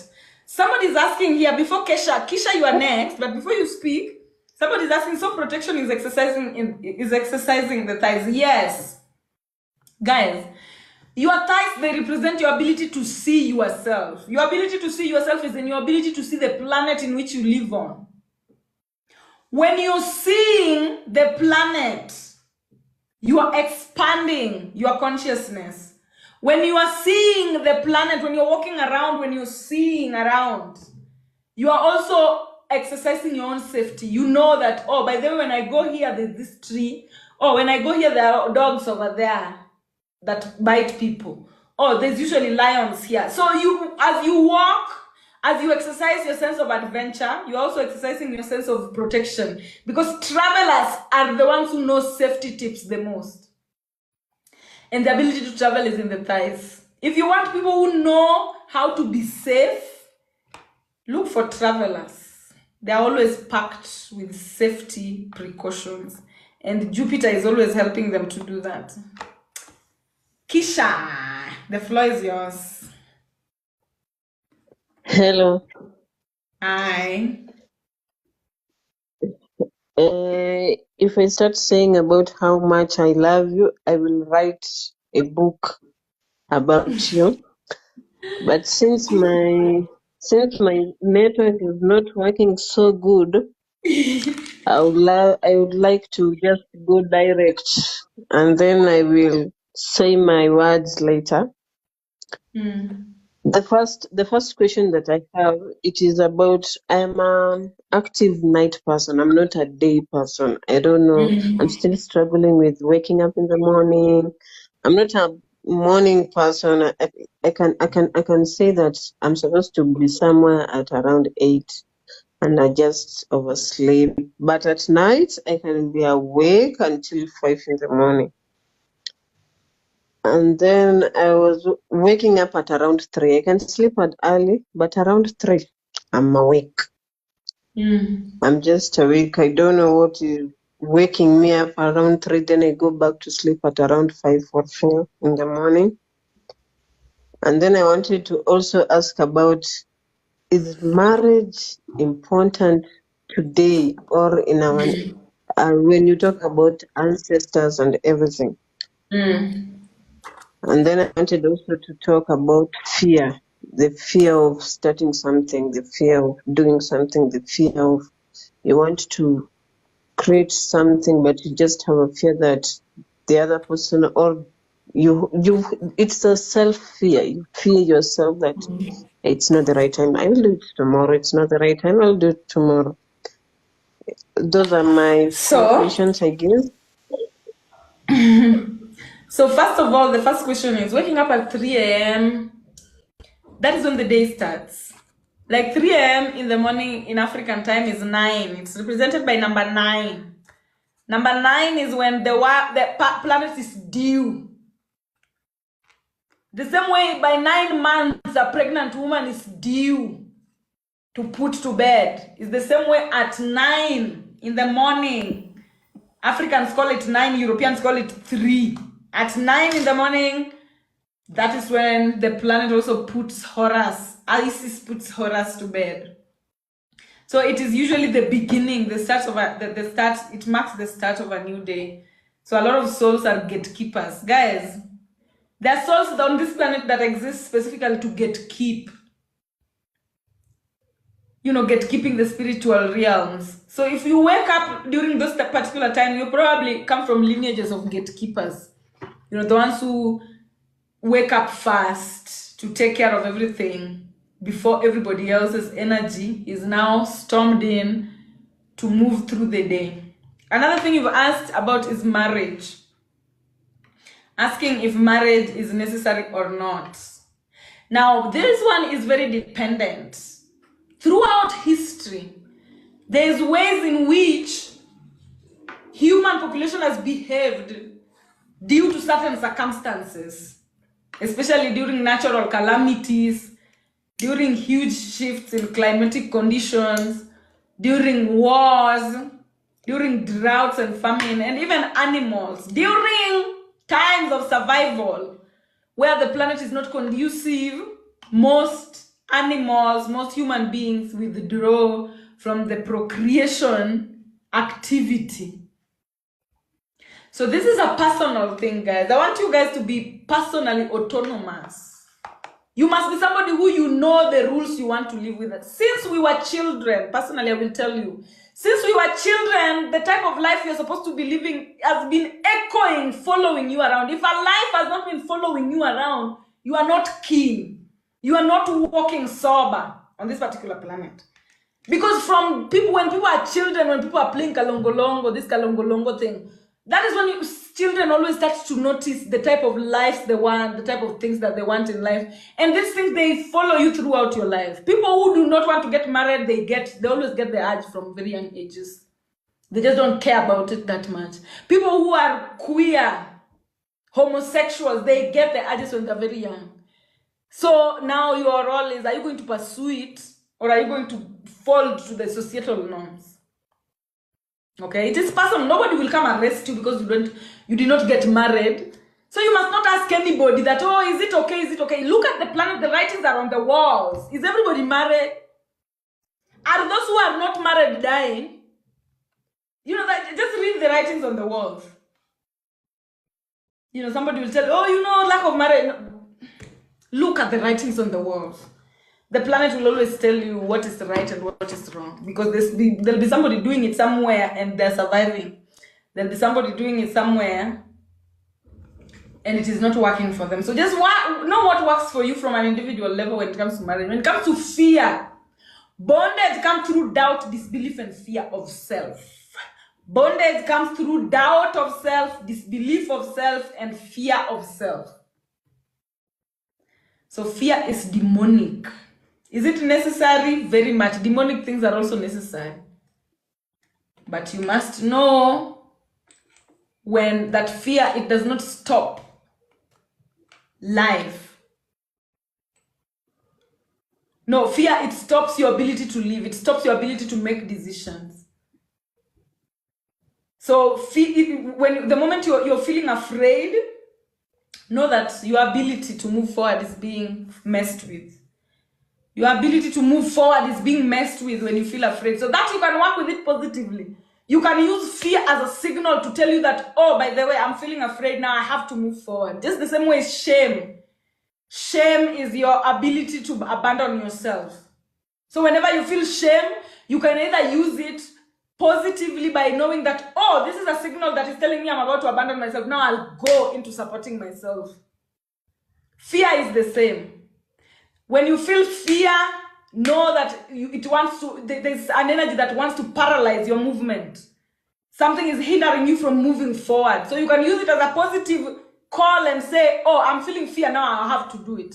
I'm feeling fear, now I have to do it. Jealousy. Jealousy is an emotion that is there to tell you that, oh, this is what you look like in the future. How you react to it. You can either see what you're jealous of and be like, oh, my standards are so high, I love it. I love what I'm jealous of. I love the things I'm jealous of. Do you love the things you're jealous of?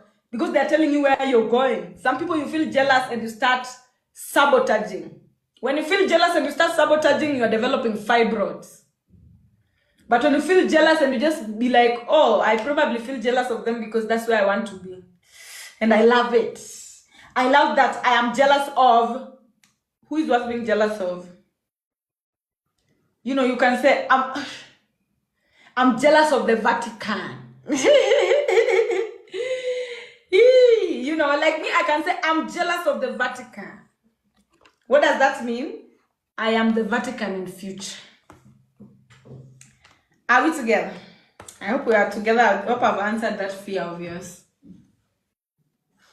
Yes, you've answered it about the active at night. Decide. The active at night. I'm always active. I can be active at night, but during the day, and then another thing, I'm very introvert person. So sometimes people might feel that I don't want to be around them. No, it's just that during the day, I'm not that active. But if you want to find me, the real me, you can find me at night. That is people pleasing now talking. Why do you care about what people feel when you're not available? Do they care how you feel when they are not available? My dear, don't trim yourself to fit anybody. You do not even need to explain to anybody that I am an introvert, my friend. Be. People who are uncomfortable, let them be uncomfortable. Be. You be. You know that you're an introvert. You know that you're a night person. As long as you are okay with yourself. Guys, Nani, Kisha, the only person you are allowed to please on this planet is yourself. If you want anybody to people please, it's yourself. And now that I'm talking about this, there's the other time that I was just seeing birds around. Do you know, in the spirit realm, there is no people pleasing. Even your ancestors don't want you to people please. Your ancestors do not want you to people please them. They just want you to do what the fuck you're supposed to do.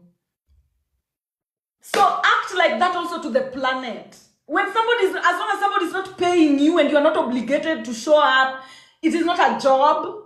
You do you. Everybody's busy. Everybody should be busy doing them.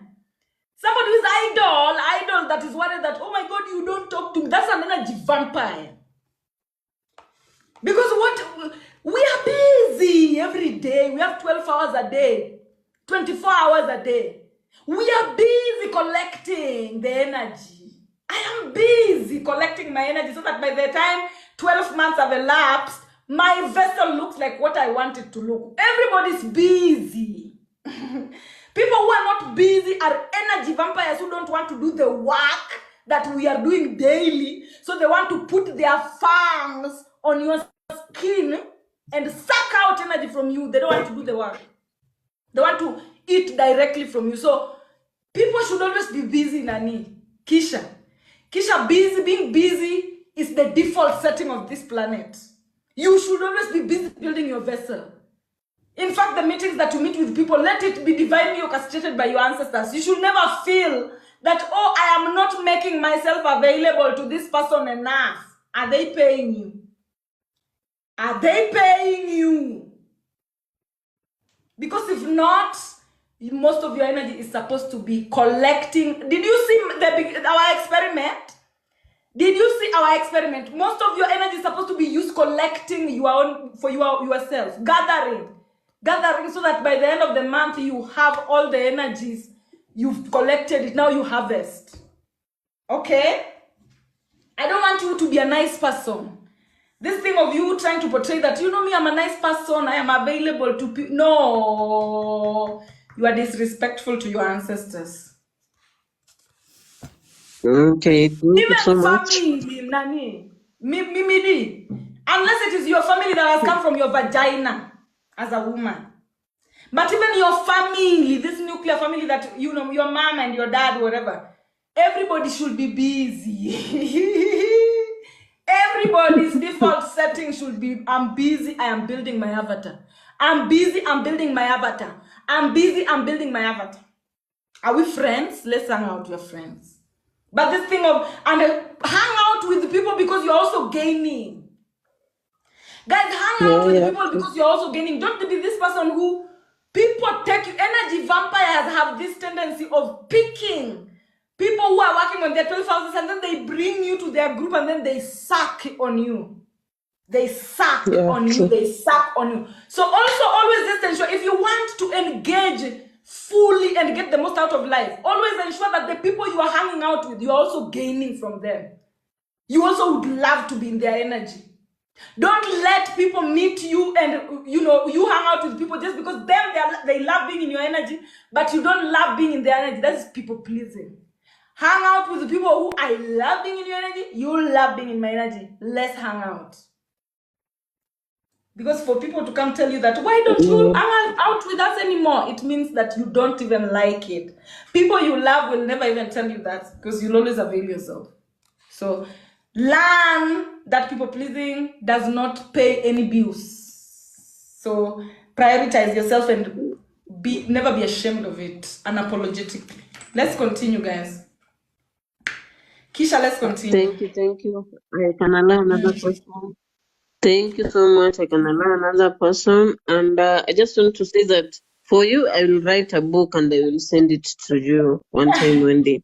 I have learned a lot and I don't take anything for granted, especially the way you call my name. It's Kisha. I just love it.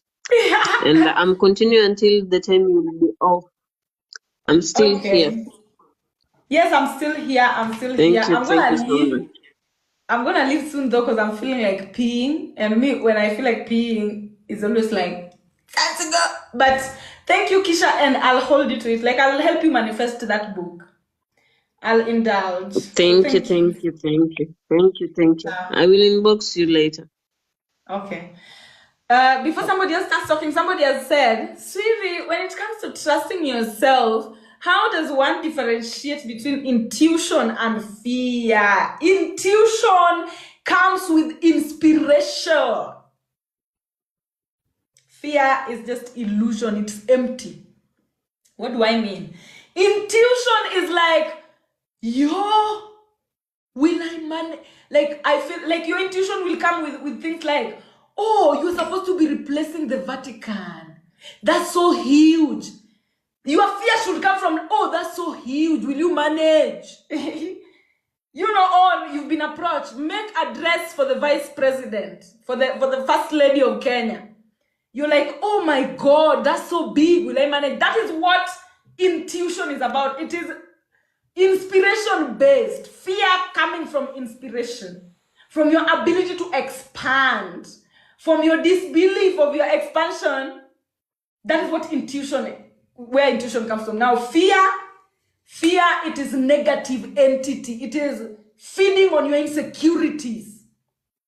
Fear will come tell you that, oh, you want to go talk in front of those people. Look at the way your teeth are crooked. That's fear. Because now it is feeding off of your insecurity. It is not giving you an inspiration. It is shaming you. It is making you doubt yourself. It is making you shrink. Intuition makes you feel like you're supernatural. Fear makes you shrink. It eats you up. Because it's not even true. Some people, they have crooked teeth, but they are very beautiful. That teeth is fitting, that mouth. But fear will tell you, look at how your teeth is. And then you will go to that, audience, and then somebody will just laugh at your teeth. Even if your teeth is so beautiful, you know what is going on in the brain is what is always projected outside. Things that happen to you from the outside, there are things that you're the one projecting for them to happen. Especially the ones you have receptors for. If you don't have receptor for it, it will just pass like a passing wind. If it is a projection that you don't have receptor for. So know that fear eats you up. Demonic fear makes you desi yourself. It makes you desi yourself. While angelic fear, it makes you desi yourself. Like, okay, I can rise to the occasion.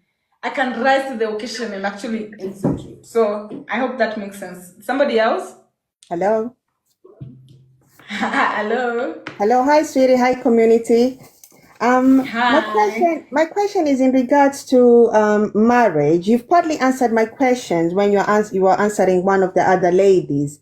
But Yes. if we can track back to the part where you said that women are becoming more fearful of going out at night, feeling that it's dangerous, and we are not actually engaging into our sensual energies. What I wanted to ask is that there are some systems, to be honest, for me now, since I started listening to you, I'm very analytical of the systems that are put by the albedos.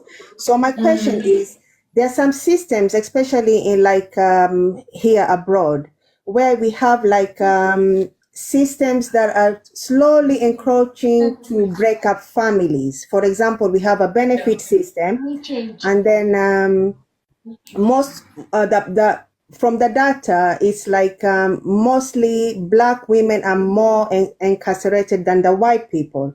So what I wanted to ask is, by especially for single mothers, you become the father and the mother in the house. So you are taking on the masculine energies, the feminine energies. How do you safely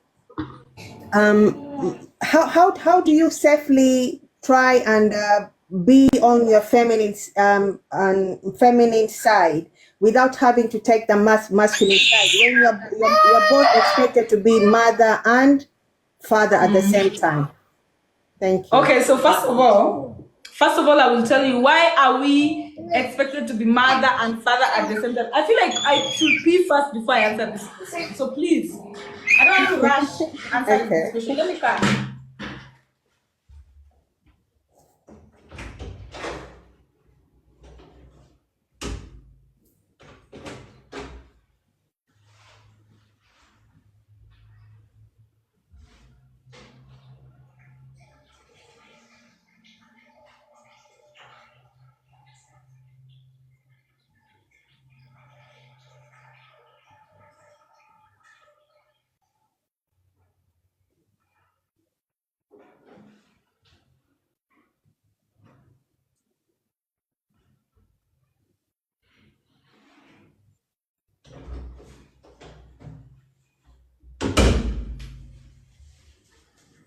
Yeah, just so I can also just stay for a bit longer. So first of all, I'm going to tell you this.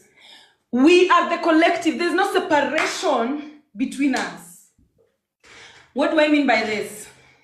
On this particular planet, how things are supposed to be run is this way. Listen to me, Mama. This is how things are supposed to be run. We are supposed to be having the 12 best performers in the 12 houses, being the stars for people to actually emulate. So that even younger generations, they come and they already have every representation of every house to emulate, so that it is easier for children to also like just shape themselves into what the collective has already created. Now look at us. As we are born in a timeline where we don't first of all have the 12 houses up there. We don't have Isis up there. We don't have Horus up there. What do we have? We cannot lie that each and every person in the world before TikTok, maybe right now things are changing, before TikTok, before social media, all of us were getting news from the United States of America, from the European countries and the superpower countries. Those were the people who were parading themselves there, that they are the representation that we should be following. Now know that in the collective, we must have our gods there. We must have Isis there. We must have Horus there. And usually these are the biggest, the most powerful people on the planet. Now look at the Greek Empire that became the Roman Empire, and right now it's the Vatican and the United States. The defender of the capitalistics. When you look at the representation they've put to us, whether you like it or not, that is what people are emulating in their own personal lives. That is what is vibrating on people's individual lives. So look, for example, you realize that in our world today, or the world that we grew up in, men were very violent to women.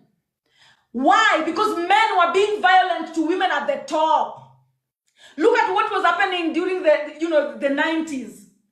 This Diddy situation that started in the 90s, the Obamas, the Barbara Bush people, literally a literal man and a man posing as Isis and Horus. So already the collective consciousness has already been cheated, because that is where we look for our biggest examples. We did not look to China for our biggest examples. We did not look to Australia. We did not look to the Middle East. We've always looked to Europe and the Americas. So when those are the energies that we are empowering at the top, and yet they are not authentic, it means that the return energy, the bounce back of energy, is also going to echo lack of authenticity at our cradle. So you find that men are beating their women in houses, the same time that Didi is busy beating Cassie up there, because these are the people everybody's looking up to. So whatever that they are doing up there, because they are the energies you've empowered, they are the stars, then whatever they're doing up there is distributed like cake among the public. Whatever manifestations we make as a public, as the collective consciousness, we get the cake distributed. The manifestation is, the result is distributed among all households that support such kind of arrangements. So literally the type of marriages that the African American have, the confusion that is even in the African continent, is because of that false miseducation when it comes to the deities that are supposed to be worshipped. If we were to worship the true deities from the beginning, then it would start with Isis. Women, black women, having the most respect in the hierarchy. And then Horus, the male entity, knowing where they come from, and also just perpetuating and creating space for that. So know that whatever we are dealing with at ground level is a manifestation of what is going on at the top of the pyramid, what we are empowering at the top of the pyramid. Look at what we've been empowering: the Vatican, molesting children; Hollywood, the allegations they have with trafficking, child trafficking, sex trafficking. We've been supporting, the presidents of the United States for the past, I don't know how many years, have been people who are queerly involved, promoting not homosexuality, because homosexuality starts from lesbianism. They were not promoting lesbianism at all. They've been promoting men with men. That is what starts at the Vatican, with the fathers and then the altar boys. And it's an entire system that goes up. So when we live in a world where men are being empowered to be with men, but it is disguised as a man with a woman, that echoes into infinity. So we should live in a world that is truthful. If you are a man and you are dating a transgender woman, you come out and you tell to the people, if you want to be that pillar at the top of the pyramid that everybody gets to worship, you cannot be a pillar at the top of the pyramid that gets worshipped when you're not transparent to the collective consciousness. Because now it becomes demonic. It becomes demonic because some people, they see Michelle and Barack and they're like, oh my God, I want to be like Michelle. When you say you want to be like Michelle, what is Michelle? Your ancestors start to unravel it for you. This is what you want to become? A man? Okay. You're going to be a man in this house of yours. And sometimes even our language, the other day I was speaking to my girlfriend and she said that they call their dad dead. In South Africa, they don't call father dad, they call father dead because of their English, whatever. I don't know the type of English that South Africans speak. I hear it's the British English. But they don't call their dad the way we call our dads everywhere else. They call them dead. Dead. Imagine calling someone dead. My dad. Will they stay? They'll be dead in your life. So some of the things that we are also engaging in are literally witchcraft spells that we have no idea are witchcraft spells. So when it comes to spirituality, we have to really, and especially when it comes to using the white man's language, it is such a weapon. So, Mama, I'll just tell you, it is the arrangement, the spiritual arrangement. And there's nothing we can do about it to wake up one day and now make families okay. No. What we have to do is we have to be the first examples, the first trees for the future generations. Okay, can I so just... when I am, like literally when I am Swiri Nyar Kano, and I become a pillar, and I know very well that I am homosexual, I marry a woman, and I tell everybody, yes, I am homosexual, I'm married to a woman. You know, watch me, use me as an example if you want. If you don't want, get out. But now these are some of the things that the European leaders never did because they knew the backlash. Maybe they were afraid of the backlash or whatever. Fear took the better part of them. And so they ended up being inauthentic. And that affected the collective consciousness to the core, to the very core of it. Yeah. Sorry, can I just follow it with a question then, please? So for single mothers, if I may just ask, for single mothers who have children who are boys as children, for authenticity, who are they going to look up to if America and Europe, if it's the bar level that we're looking at is now broken? Let me tell you, when it comes to the spiritual hierarchy, I've told you that the woman, the African black woman, is Isis. She's at the very top of the pyramid. It is from her that Horus comes. So this thing of people saying that, oh, single women cannot raise men, the first woman was the one to produce the first man. It was never the other way around. The women were created first, and then they created the man. So if you tell me, maybe it's a man that cannot raise a woman. A man cannot raise a daughter on his own, but a woman can raise her children on her own. The lions do it, the elephants do it, the wolves do it, the bonobos do it. The woman is the nurturer of everybody. The woman can make, especially the Isis woman, can nurture anyone. Be it a white kid, be it a black kid, be it a boy, be it an Asian kid, be it a girl. Isis knows how to mother all in instinct, through instinct, like naturally. So me, I never buy that thing of, oh, if the father is not away, if the father is not present, it will. No, there's nothing like that. Women, the Isis mother's Horus, as long as she feeds him her left side of the breasts, Horus is fine. Okay, thank you. Horace is fine, yes. Thank you very much. You're welcome, baby. You're welcome. Somebody else? Hi, Hello. Swiri. Hi, Mo. Good evening. Good evening, Mo.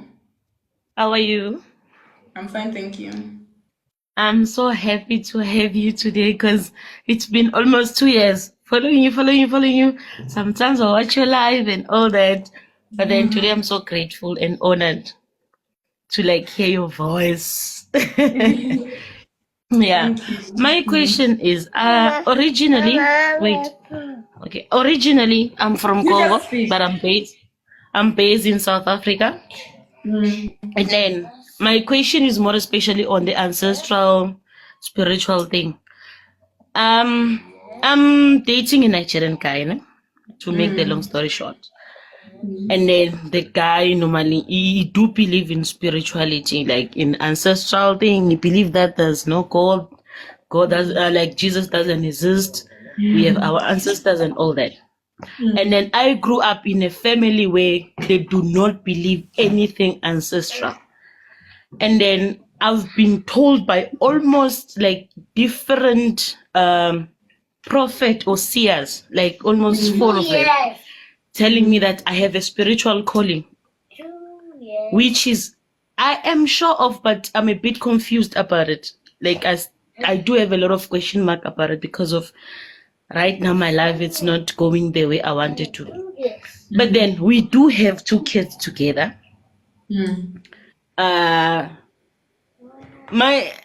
Since we do have 2 kids together, our spirituality, it's not in the same. What can I put it? Which English can I use? Or maybe I should use Swahili because I can speak. You're not Swahili aligned. also. Yes, we are not aligned. But then, and then I'm this person whereby where I am or in whichever surrounding I am at, people prosper, but I do not prosper. So this guy I'm with is actually doing very, very well. He's prospering. But the guy does not want to support me in anything. He does not want to see me prospering. And it happened when I was also living with my brother. He was prospering, doing very perfectly, even got a good job and everything, but they did not want to support me in any way. Even at the job I worked before, in 2018, that place where I was, they were prospering, but the salary they were giving was way too small.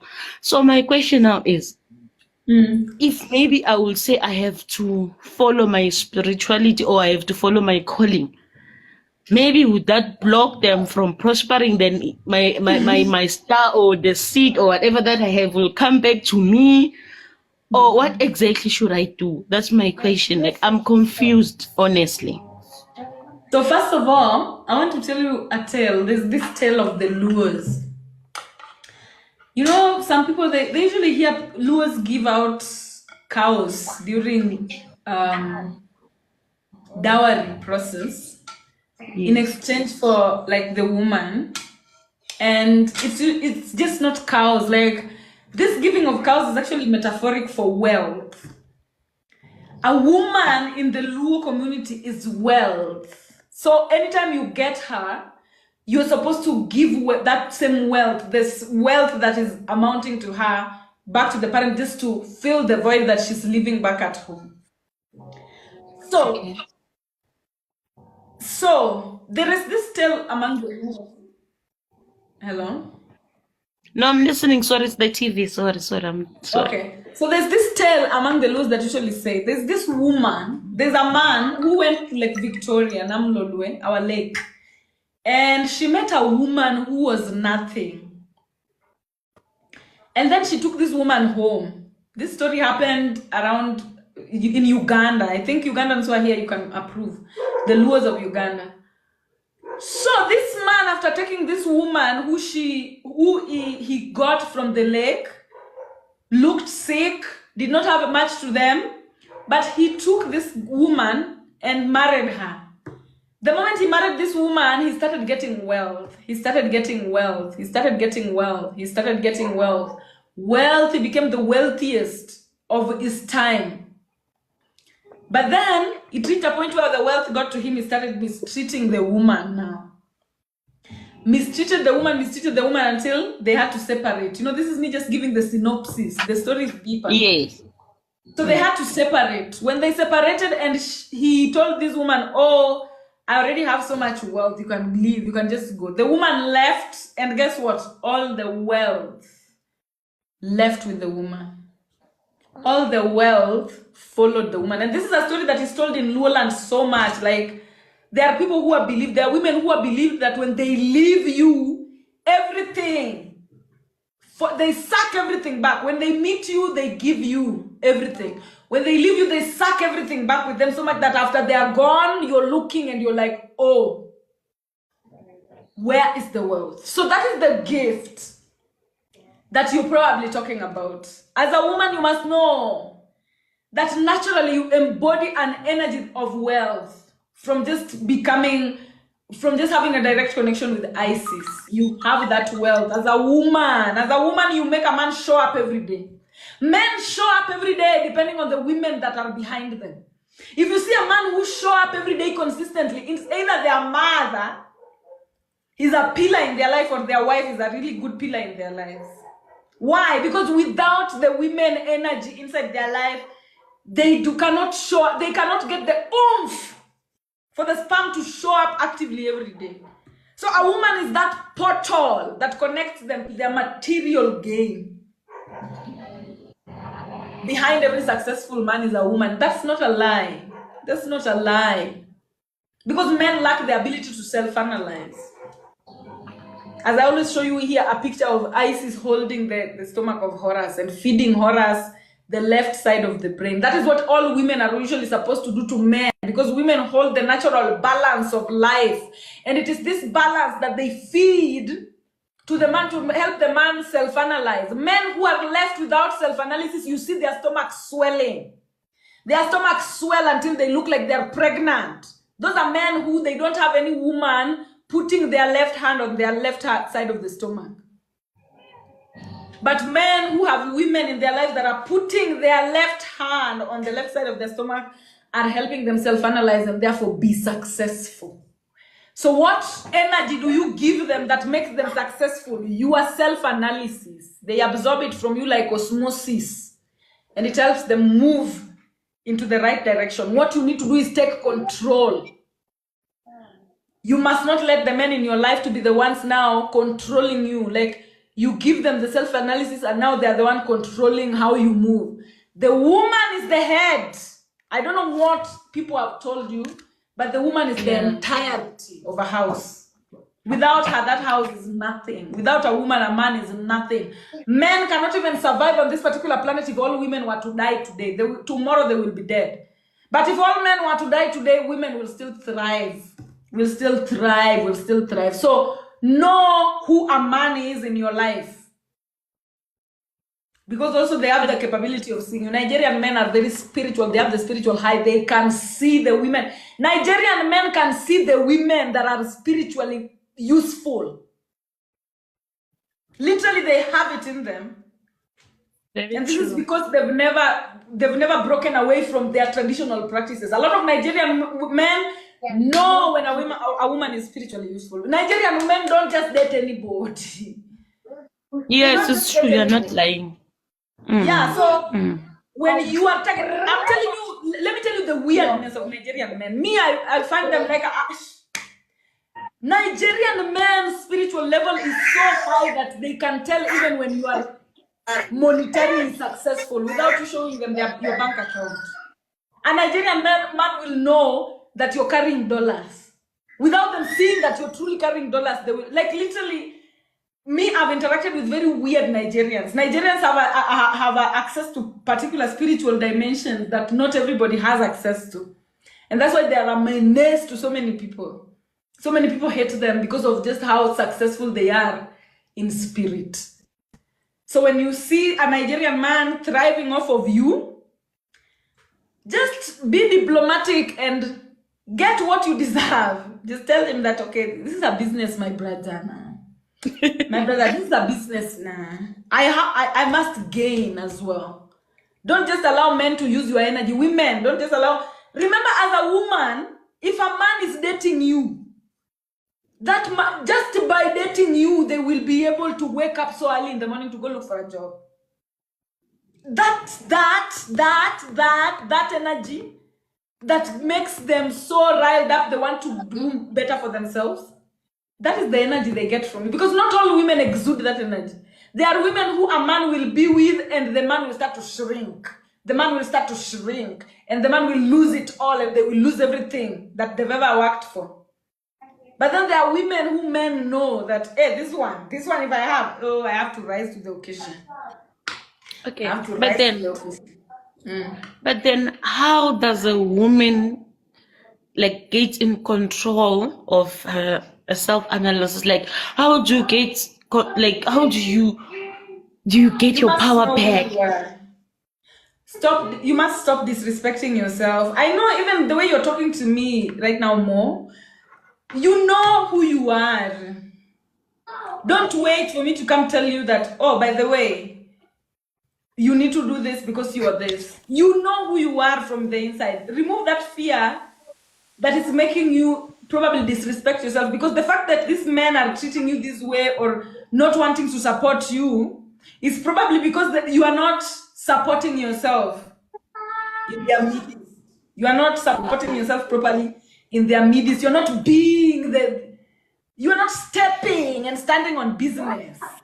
You know your worth, man. Know your worth. And believe that as long as when you live those men's life, they will not have anything. Do you even believe that? Because you might be this woman who has an icy spirit that can help a man gain wealth, but you don't even believe it. Meaning now you instead of you knowing that, oh, if I leave this one will go broke as fuck. Instead of you knowing that, you are thinking, oh my God, but if I leave him, he'll just get another woman and probably will be more successful. You need to know your self-worth. You need to never even compare yourself to other women. You need to know what you spiritually bring to the table. And you stand on business, even with your partners. Don't wait for them to give you things out of sympathy. Women who are married to men, even if you don't have a job, it is you, because of you, that man has all that property they have. Leave, and you will see. If you have the guts, leave, and you will see. You will see they will go broke. They'll never see the amount of money that they made when they were with you. You're not lying, because I've been told that before.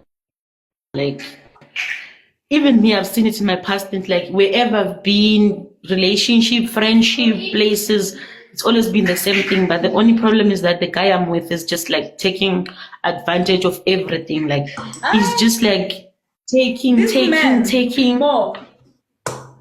This men, you guys need to put this men in line, in order. I'm tired of hearing women who have given birth to whole children for men complaining about a man dodging them. Why do you allow a man who you've given a space inside your womb? Do you know when you give birth for a man, when you allow a man's sperm to convince your ovum, meaning you've allowed a man's memory to convince your intuition in order for them to create space in your intuition? Do you know that space, that child that you've created for that man automatically means that man has space on this particular planet? You guys are busy making men for the Abraham, giving them free space. They're not paying rent. A child is a space, it's a land you've sold to a man from your ancestral realm, from your womb, because remember, legacy is maternal. Now you guys are busy giving land, giving space to men, and they're not paying rent, they're not raising the spaces, they're not fencing the spaces, they're not taking care of the spaces, and you guys are still, the rage is not yet there. Where is the rage of the elephant? Where is the rage of the elephant? Because do you know, instead of having a child for a man, do you know what you can have? As a woman, if you refuse that, oh, I'm not going to give a man space in my womb, the spaces you're supposed to be having, you'll still have them. But now in form of a car, in form of land, in form of a house, in form of an institution, in form of a business you're running.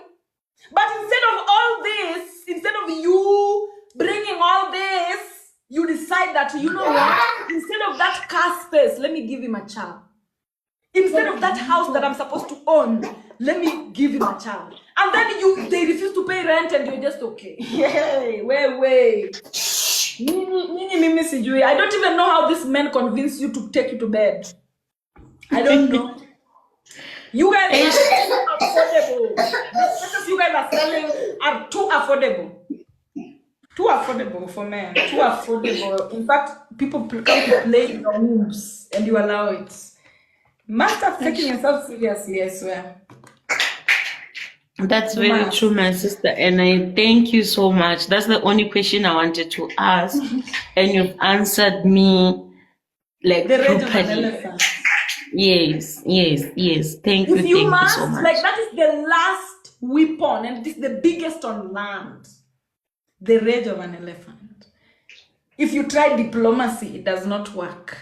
You try to talk it out, it does not work. You try, maybe some people even try counseling and therapy, it does not work.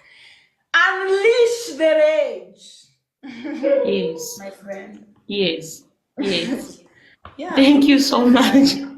Okay. You're welcome. Thank you. Somebody saying, in fact, we were young. Yes, it's okay. We've met, but now we have to move from that particular point and start seeing things for what they truly are. A man putting a sperm inside your womb is them acquiring a space in your ancestral realm. Your womb is land you're selling. You're a real estate manager. You're busy dashing out land. You can take that. You can take that. You can take that. You can take that. No. Instead of using the land to build. But women, younger women, I hope you can see. And you make better decisions. Nimewaona. Okay, next person, please. Nimewaona. Wanjiku. Hi, how are you? Hi. I'm so grateful and glad to be here. I am, oh my God, nasikia vizuri kwanza kuongea na wewe because I've been trying to talk to you. I've been trying to reach out to you even on Instagram. I love that you always engage. You always respond, and it's crazy because I know you have so many followers. So I'm so It's grateful my for job. I like it. You're doing, oh my God, you're I doing like an talking to amazing you job. all. That's why I do it. And I don't think I'll ever stop. I love that. I Yeah. love that. So I have one tip because you mentioned that we can share one tip about the days. So I'll share a tip and then I will go on with my questions. So one of the tip I do on Wednesdays, I have a specific thing that I do in terms of communication. I do journal a lot, and by journaling I mean I talk to myself literally, and I talk to myself using a voice journal, like on my phone. I listen to myself every day as much as I can so that I can know exactly where am I at in this journey of growth, in this journey of self-improvement and knowing thyself. So that is one of the things I do. So my question I will start with the question that you were responding to the lady that was just speaking right now, because this is something that had affected me previous years. And I know I didn't know better, and I forgive myself for making the choices that I made when I didn't know better. So unfortunately, I'm at a position where I don't know what to do because I had a partner who is now my ex, and we had 2 kids. So and now I have the smallest kid, but he literally stole my firstborn. I've been trying my best to look for every way possible to get hold of my son, but aki nimeenda FIDA, nimeenda children's home, nimeenda kila mahali, and this person, it's very crazy that this person is my neighbor at my home, like at my mom's place. Ni neighbor wangu, like their parents, not yeye but parents wake, na hatusikizani at all. But sijawahi ona mtoi wangu. It's been 3 years. Nime follow up na system, yani FIDA, imagine it's been back and forth mpaka saizi imefika place mpaka nashindwa what's going on. Every time I feel like there's a step like moving forward, there's no going, like sioni progress. Nashinda mpaka napata na argue na wase wa feeder na wauliza what's going on, emails, like there's nothing I haven't done. I have never followed this man, like hata kumpigia simu, because hizo vitu zote tulifanya, mediation ikakata. But sasa kufollow up kupata mtoi, sijui what's going on, hata nimeshindwa kabisa. Inafika place mpaka naona, yes, every day I'm praying for my son, and I still have my younger son, and I'm working on myself, but inafika place naanza kujiuliza what's going on, God, kwani I'm putting in the work, but where are the results? I literally don't think about what went wrong. I pray for my son every day, but kuna time inafikanga na break mpaka najiuliza, God, is my son really okay? My youngest son anashinda akinikumbusha, literally ananiambia, ako wapi kwani tutafanya birthday, like literally out of nowhere, na ako 5 years saizi. Huyo mwenye siko na yeye ako 9 years.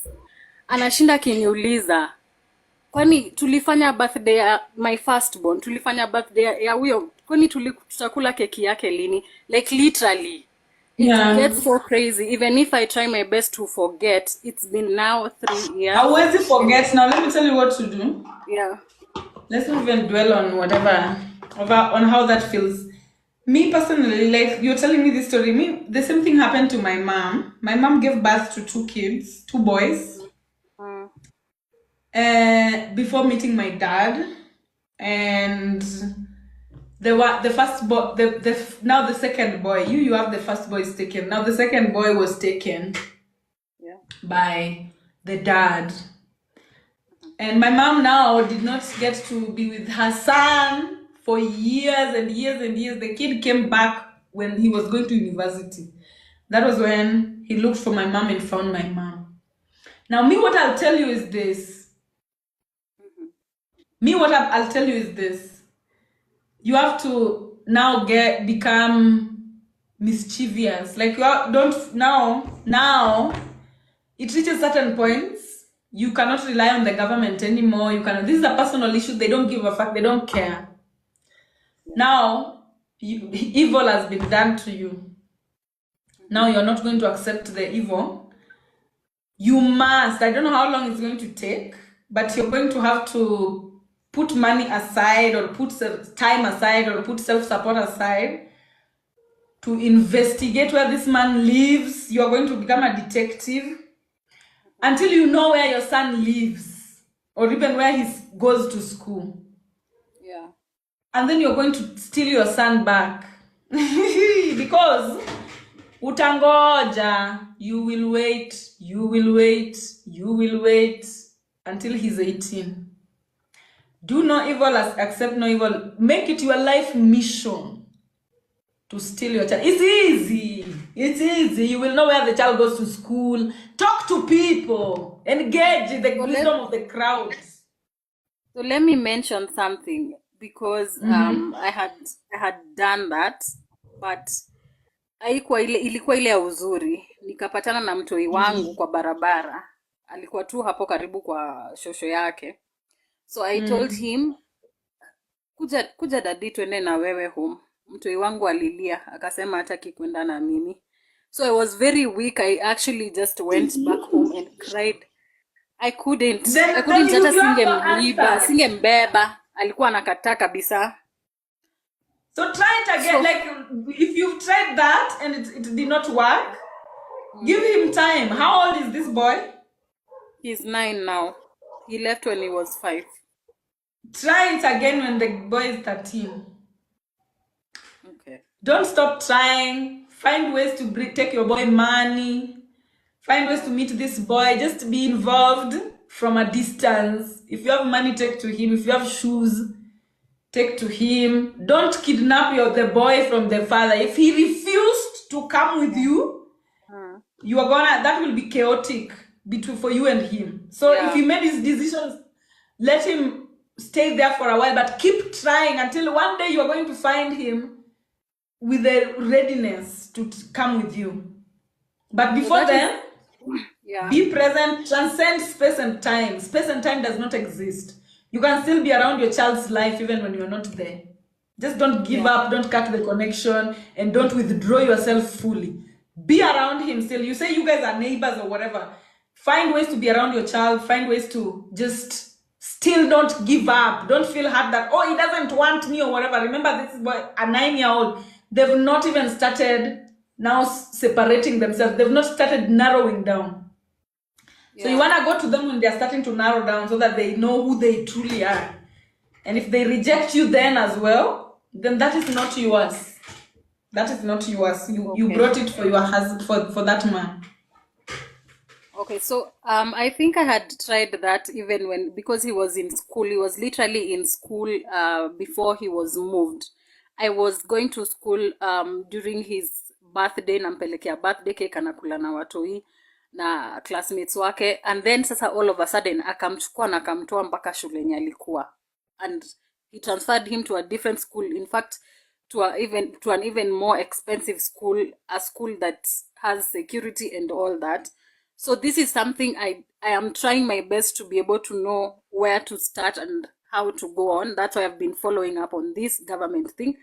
But I am so grateful that you've told me that, because I'm going to take that step on moving forward in terms of finding at least other ways. So there's another. Yeah, please go ahead. No, just finish and then I'll talk and then you finish. Oh, I wanted to ask the next question.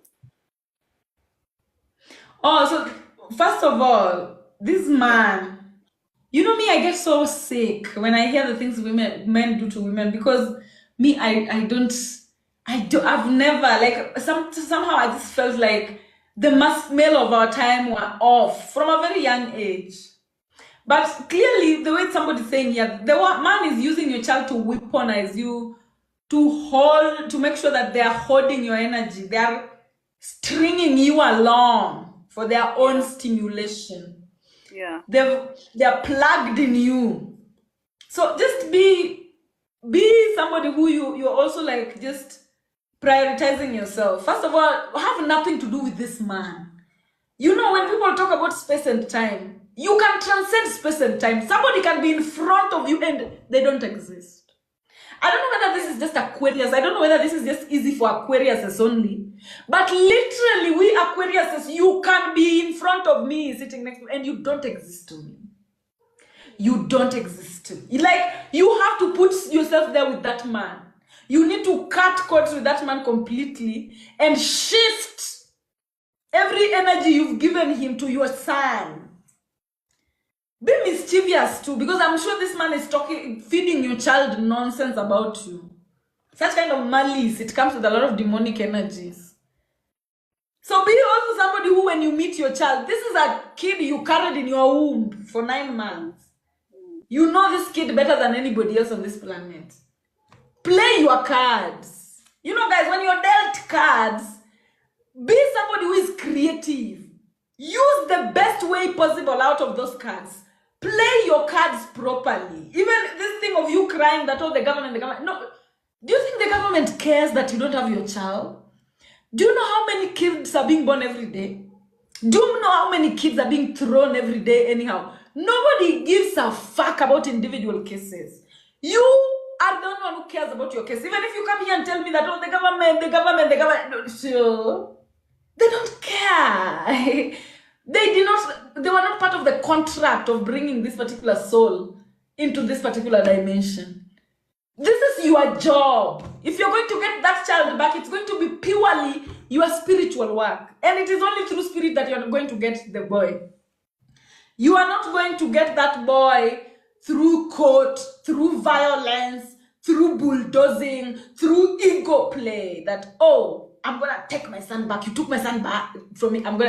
You are going to be humble. You are going to have to humble yourself and follow the trenches to get your son back. You're not going to, this is not something you're going to do in an ethical manner, in a way that now everybody gives you a round of applause at the end of the day. No. You're going to follow the trenches to get to your son. And it is going to be the spiritual trenches.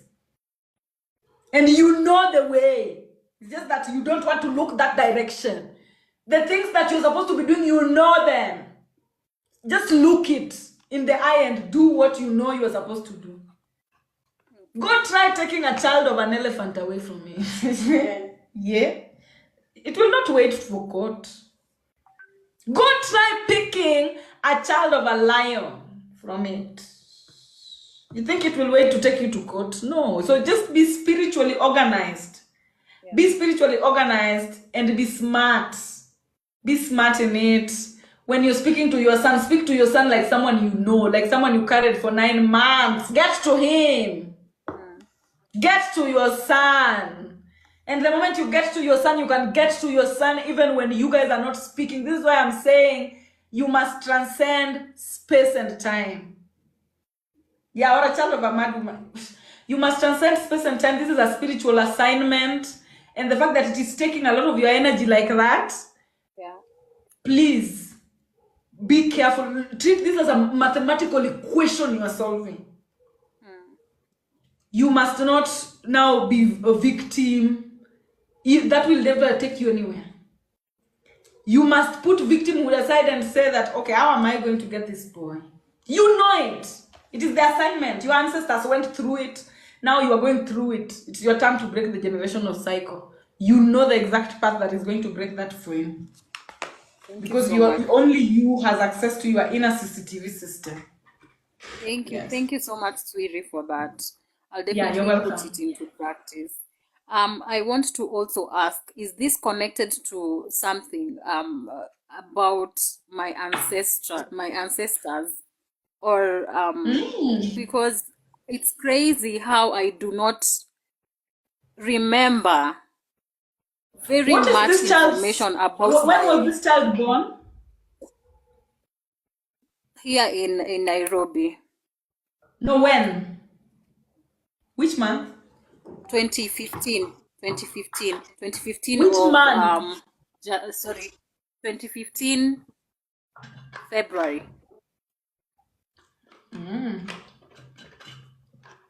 So it's technically that man is keeping your self-belief, the solutions that your ancestors sent you to come help you with believing in yourself is what is being kept away from you. You might think it's a child, but it is our children. Any child you carry in your womb, they come with ancestral solutions. They come with solutions to the problems that you face. So it probably is being kept away from you because those are the things that are being kept away from you. Okay, continue. So I wanted to ask, because it's crazy how I do not remember most of my childhood. Like, my mom is a single mom, and she doesn't have any parents. So I'm trying my best to connect to my my shows, like in terms of the people that actually raised my mom, who are not her parents, because she doesn't have it. She's an orphan, and she doesn't have, like, hakuna information about kwenye alitoka. Yeye ni orphan, so na yeye ni single parent, so I don't have any information. I didn't grow with knowing who my shosho is. Nimezaliwa Nairobi, so right now in your time natafuta hiyo information, nataka kujua exactly where I'm coming from, because there's so much information that is really confusing me. I don't remember anything of my childhood. Nimekuja kujijua, like saizi ndio na learn na kumbuka some of the things zenye nimepitia. I am someone who actually used to even talk in crowds even when I was a little younger, but saizi sijui mbona hata nikitaka kuongea I have so much fear. Niko na so much fear in myself, mpaka it's not anything to do with I care about other people. I nime learn already kujipenda, but nikitaka seme kushow up for myself, I don't know what really happens. Najipata I freeze, ama ninatetemeka ndani na hakuna hata kitu inafanya nitetemeke. I don't know what's going on. Even in my content right now, I am a podcaster, but I speak, there's so much knowledge I speak, but when it's time to actually just see numbers or see anything, or even actually show up on maybe like a camera, I don't know what really happens. It just goes crazy because I shrink myself so much. Do you have fingers on your feet? Like, do you have long fingers? Long toes, I mean. Do you have long toes or short toes? I have long. Okay. Yeah, I think ni long. Si fupi. Okay. And like, are they long and slender? Am I just long and well meated? Ni tunono kidogo. They are not slender. Then shake those feet. You have to like literally shake those feet. You have a disconnect when it comes to your early houses. Like self-belief and self-knowledge is an issue. And literally you give birth to a son who is born around those times. So probably this boy has a very huge significant role to play when it comes to your self-belief and self-knowledge. I also want you to note that your entire life story is the same entire life story of the ancestors that made you. So probably you come from an ancestry of people who are born into self-unknowing. You come from a long line of people. Your childhood is your ancestors' early life. Your middle life is your ancestors' middle life. Your late life is your ancestors' late life. So the way your story is going, you not even knowing yourself, not remembering your childhood, you came from ancestors who are like that, who did not remember who they were. So how do you solve? How do you solve? When the writings stop being on the wall, when the writings stop being in the books, when the memory no longer exists, read the writings on the walls. When the writings are no longer in the books, when the truth goes underground and cannot be seen by the naked eye, read the writings on the walls. Trust, do everything. Like someone like you are supposed to be a slave to what your body says. From morning when you wake up to the last time you go to sleep, you are supposed to behave like a slave. If your body say cough, you cough. If your body say wink, you wink. If your body say fidget, turn around. You are supposed to follow your body's instructions to the T, because that is where you're going to get your all self-knowledge that your mom did not pass you, that you did not get, that you've forgotten about your childhood. So first of all, get out of the victim mentality. Yeah. Get out of, oh, now me, I don't know my child. The writings stay on the walls. The writings, even people who don't know when they were born, you don't even need to know your zodiac sign. The writings stay on the wall. If you're a Capricorn, you will be somebody who you naturally want to help people utilize themselves. If you want to know you are a demonic Capricorn, you'll naturally want to make sure people are misusing themselves. You don't need to know that, oh, I was born in December. If you're a Virgo, you will naturally move towards wanting to help people analyze themselves. Or if you are demonic, you will naturally feel the urge to help people misunderstand themselves. So this is how you know. Read the writings on the walls. They don't lie. The writings stay on the walls. That's why our ancestors were the smartest people on the planet, because the writings, they stay on the walls. Okay. Thank you so much. So, you read your writings and take your word for it. Take your word for it. And don't talk to people too much. Today in the morning, I was telling somebody, a follower of mine, don't talk to people too much, not even to me. Nobody has the access to your inner CCTV. Some people are just meant for you. Some things are just meant for you. Some epiphanies, some visions are just meant for you to read and for you to know yourself more. When you come telling them to me, you are making yourself vulnerable to me. If I'm a demonic person, I will use it against you. Don't go around telling people that, oh my God, by the way, my body, I just saw this vision of whatever. Tell people when what you feel like you need to tell them, but always make sure that you know that things that are happening within you are for you. They are for you. Your conversation with yourself is for you. Listen to those conversations and take your word for it. Some people, they go asking too much because they can't take their word for it. Your body told you, oh, thank you so much, Yulin, and thank you so much for the subscriber. When your body tells you that, oh, by the way, you are a queen of England. Some people, you cannot take your word for it. But when your mother tells you you are so useless, you take their word for it. Well, determine who you listen to. Some of you, you are disrespectful to yourself.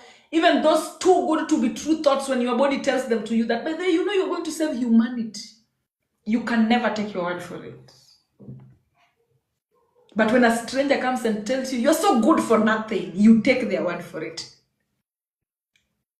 I hope you're getting what I'm saying. Next. 100%. Thank you so much, Susie. Okay. Keep doing the Lord's work. We are here to reclaim who we are. The Lord's work in Tamu. Aya, who is next? Hi, Swiri. Hi. And before you, Red Brenda, before you speak, I want to ask my monitor, like, are there a lot of people requesting to come into guest still? Because I want to, my times are getting over. And subscribers, please, let's get to 260, tafadhali. I'm only asking for us to get to 260 subscribers today. Please give me that. Aya. Brenda. Red Brenda, talk to me.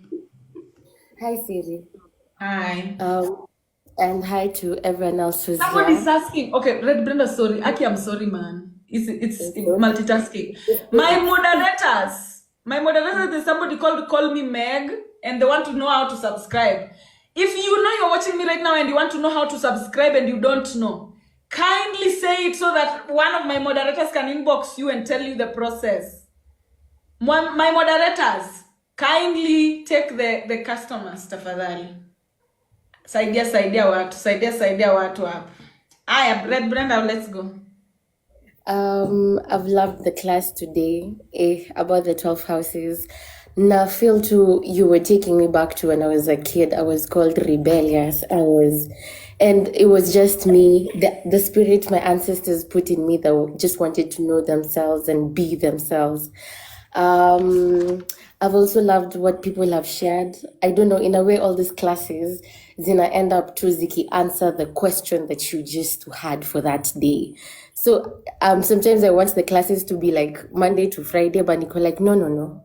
This Wednesday and Sunday ones are actually very enough. They spice well. Kwanza, let me tell you, even before you continue, hey guys, there are people who can be masculine. Hey, me, I'm a baby girl. Guys, I cannot manage. You know that I see people, and this is the reason why it's good for you to know yourself. I see people who go live for very long, every day, and they are women. Masculine energy, not me. Me, I am a weakly being. Hey, baby girl, like I'm a baby girl. So never expect me to overstretch myself. I don't do it. I don't work in cotton fields.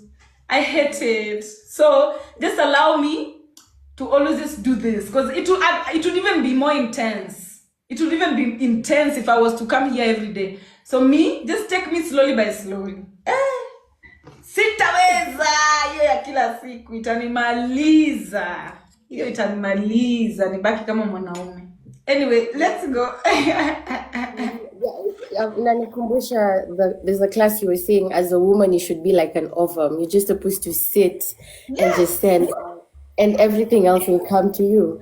So anyway, my question on the 12 houses, Sasa, what if tuseme uko na, let's say you have a skin disease in attack this particular area, maybe, I don't know if it's different, is eczema or what does that mean if parts of your body are... Pardon? What does it mean if parts of your houses are attacked, the skin is attacked?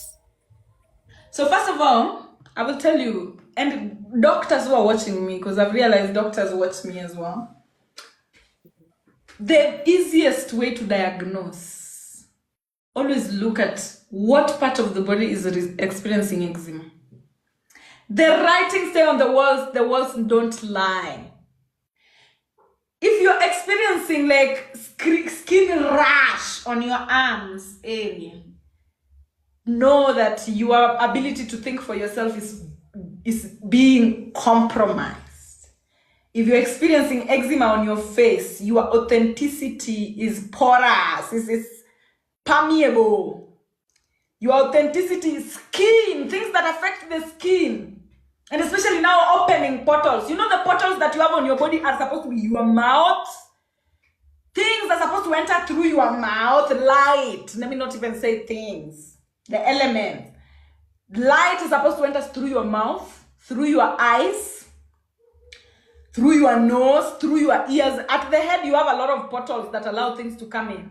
And then through your boobs, there's a portal there. And then your private part, you have like 3 different portals there.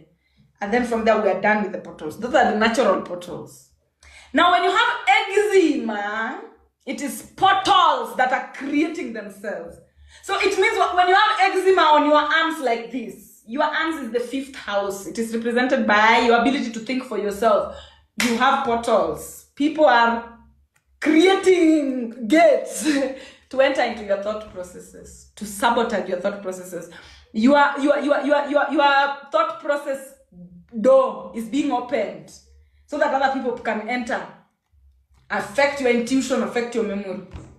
If you're having eczema on your ankles are part of the Achilles heel. Your self-knowledge is having portals. You are allowing other people to define who you are. You are allowing other people to make sure that, when you don't know who you are, the world will tell you who you are. When you don't know what to think, the world will tell you what to think. When you don't know what to feel, the world will tell you what to feel. When you don't know how to be authentic, the world will give you an authenticity. That energy must be filled. So when you're having eczema on these particular places, it means that the world is trying to enforce its opinions on that particular part of the body, on that house that part of the body represents. On the face, on the scalp, authenticity. Your thighs is your self-vision. How to see yourself. You are the only one who knows how you want to see yourself. For example, let me tell you, getting eczema on your thighs. For example, me. The way I dress, the way I keep my hair, that's how I see myself. That's how I want to see myself. But probably there's somebody somewhere who, when they see me, they're like, hey, that one, if she was wearing a very well slayed wig, and putting on some red lipstick and whatever, hey, they will look really perfect. So some people, they will get such information about you and then they will come and post it on you that, hey, wear the wig, do your makeup this way. But me, I don't see myself like that. You see me like that. When I allow you to impose what you see on me so that I start looking like what you think I should look like, eczema. You are allowing other entities to enter into the dockets where they are not supposed to.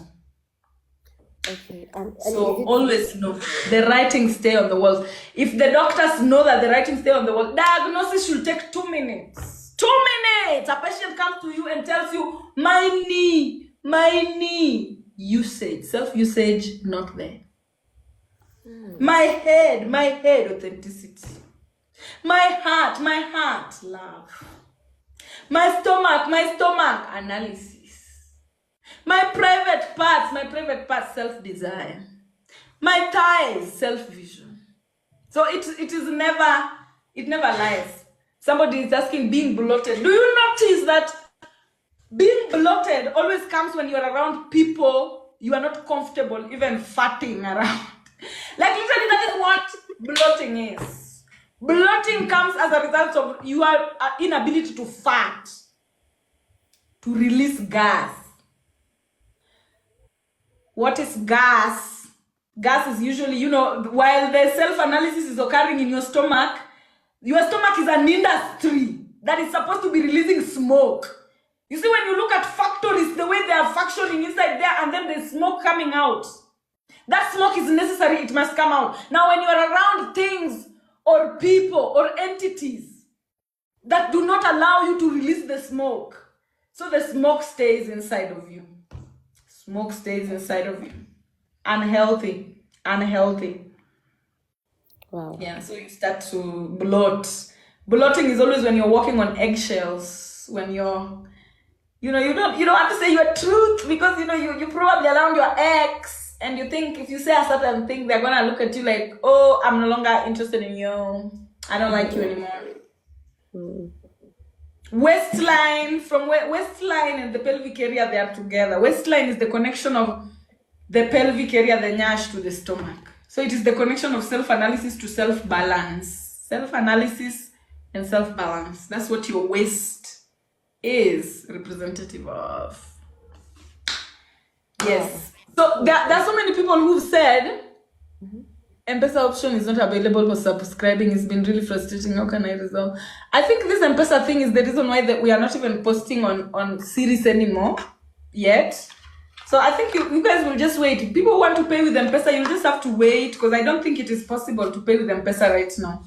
And my subscribers, have you seen the way so many people want to subscribe? My moderators. My moderators, have you seen the way so many people want to subscribe? And I'm not seeing the subscription goal reaching. Why Rimu is asking me, what about sore, irritated throat, your self-support? Anything that affects your throat is telling you, you are failing at self-support, bitch. Wake up. Anything that affects your throat, that is the message it is trying to tell you. Your self-support is fucked up. Tonsils, from tonsils to throat sores to cold to whatever, support, self-support. Aya, Red Brenda, let's continue. Oh, no, you've answered my question. Nilikuwa niulize if any other disease, but you said if any part of your body is attacked, then whatever house is represented there, yes, that's what's being attacked. Wow. And guys, let me tell you this now that she's speaking about this. It is never a coincidence. Even when you are in an accident, if you're involved in an accident and your 12 houses are intact, nothing will touch you out of that accident. You will be one of those people who, everybody died, but then they came uninjured. Anything that injures any part of your body is injuring the house that body represents. And if all your houses are locked, then somebody will even throw you from a plane and you will not die. See the seriousness. Nothing is ever coincidence. When somebody gets into an accident and their neck gets chopped off, that one, their neck was already chopped off spiritually. It was just waiting for a physical manifestation for the vagina to cleanse itself. Because guess what? When the vagina comes to cleanse, anything that is useless is removed. So all houses, the people who are not working on their houses, John chapter 15, I am the true vine and my Father is the husbandman. Any branch in me that bears no fruit is pruned off. And the branches in me that bears fruit, they are cleaned in order for them to continue blooming. So always know that the universe is always self-cleansing, guys. The houses are always being swept. If you are somebody who you are not supporting yourself in the spirit, you are just waiting for nature to cut your neck off, and it will cut your neck off. If you're somebody who you are failing, you've failed in self-belief, you're just waiting for nature to chop off your toes. If you're somebody who you're failing in self-analysis, you're just waiting for nature to come and chop off your stomach. It's never a coincidence, guys. So don't even live in fear. Death will never find you when it is not supposed to. When your 12 houses are proper and intact, death doesn't want anything to do with you until you're done with whatever you came here to do, until the shift happens. Until your point of transition, maybe you're supposed to move into another dimension. But as long as your 12 houses are intact, you should never fear death. Ever. Ever, ever, ever, ever, ever. Okay. Yeah, we continue. Thank you so much. Nakwambia, every time I think you've blown my mind, you go ahead and blow my mind even more. So thank you. You're welcome. That's it from me. See you in the Sunday class. See you on the Sunday class. These people wanted to subscribe. Why am I not seeing us reaching 260, guys? I need us to reach only 260. What is happening? Are you guys being taught how to subscribe, or what is happening? Swiri, how can I book a session with you? Hey, when it comes to sessions, guys, I'm booked. Hey, I'm booked. I'm booked for physical session up to 23rd of November. I am fully booked up to 23rd of November. Like, my file is full. So, and by the time I'm reaching 23rd of November, I'm sure other people will have booked. So, this booking me on a personal level thing, just manifest. Because me, I have no control. I have no control, and I also can't bite more than I can chew. I am a baby girl. Dealing with people's energies, I can't take too much at a time. So I only, take one, like I take 4 clients a month, 4 clients a month, 4 clients a month. That's how I take. I deal with 4 clients a month, 1 client a week. So booked fully up to November 23. Thank you very much. To subscribe, click on the yellow star on the bottom of your screen. Kindly, guys, click on the yellow star. Oh, Africans subscribe. We've reached the goal. Next person, please. Next person, please. Hi, sweetie. How are you? Easy subscribe. Yay! Guys, please subscribe. Subscribe, guys. You've been here. I am expecting to have 400 subscribers because I have 400 loyal viewers. So talk to me. Who is talking? Princess. Hi, sweetie. How are you? I'm fine, thank you. How are you? I'm good, thank you. First of all, I'd just like to say how much of an honor it is to talk to you, just to converse with you. You have no idea how much you've helped me, how much you've helped my bloodline. And whenever you talk, whenever you teach us, I always remind myself that my ancestors must really, really, really love me, to put you in my path, to just allow this interaction. So I'm very grateful. I'm very, very grateful. Take two to tango. And just for my thank you. just for my questions. I heard you speaking earlier about how the nighttime is intuitive, how it is beneficial to do certain things at night. I find that I have a debilitating fear of the night. Like, I'm scared of the night. And this one time I had an epiphany, sort of. I was journaling and I was talking to myself. And it just came to me that the most important things that you need to do to benefit yourself spiritually, you are meant to be doing at night. But now your fear of the night is stopping you from doing those things. And I have so many things, like I was told that I have a spiritual gift. But I've been struggling to connect with my ancestors because everything that we've been told with regards to my family, people are saying we are cursed. People are saying we should be rich, but we are not rich. People have tried to pray for us. We have tried to cleanse, but nothing has worked. And you're the first person that has given me hope and the strength to know that I can break these generational curses. But now you sound rich. Sorry? I know you sound rich.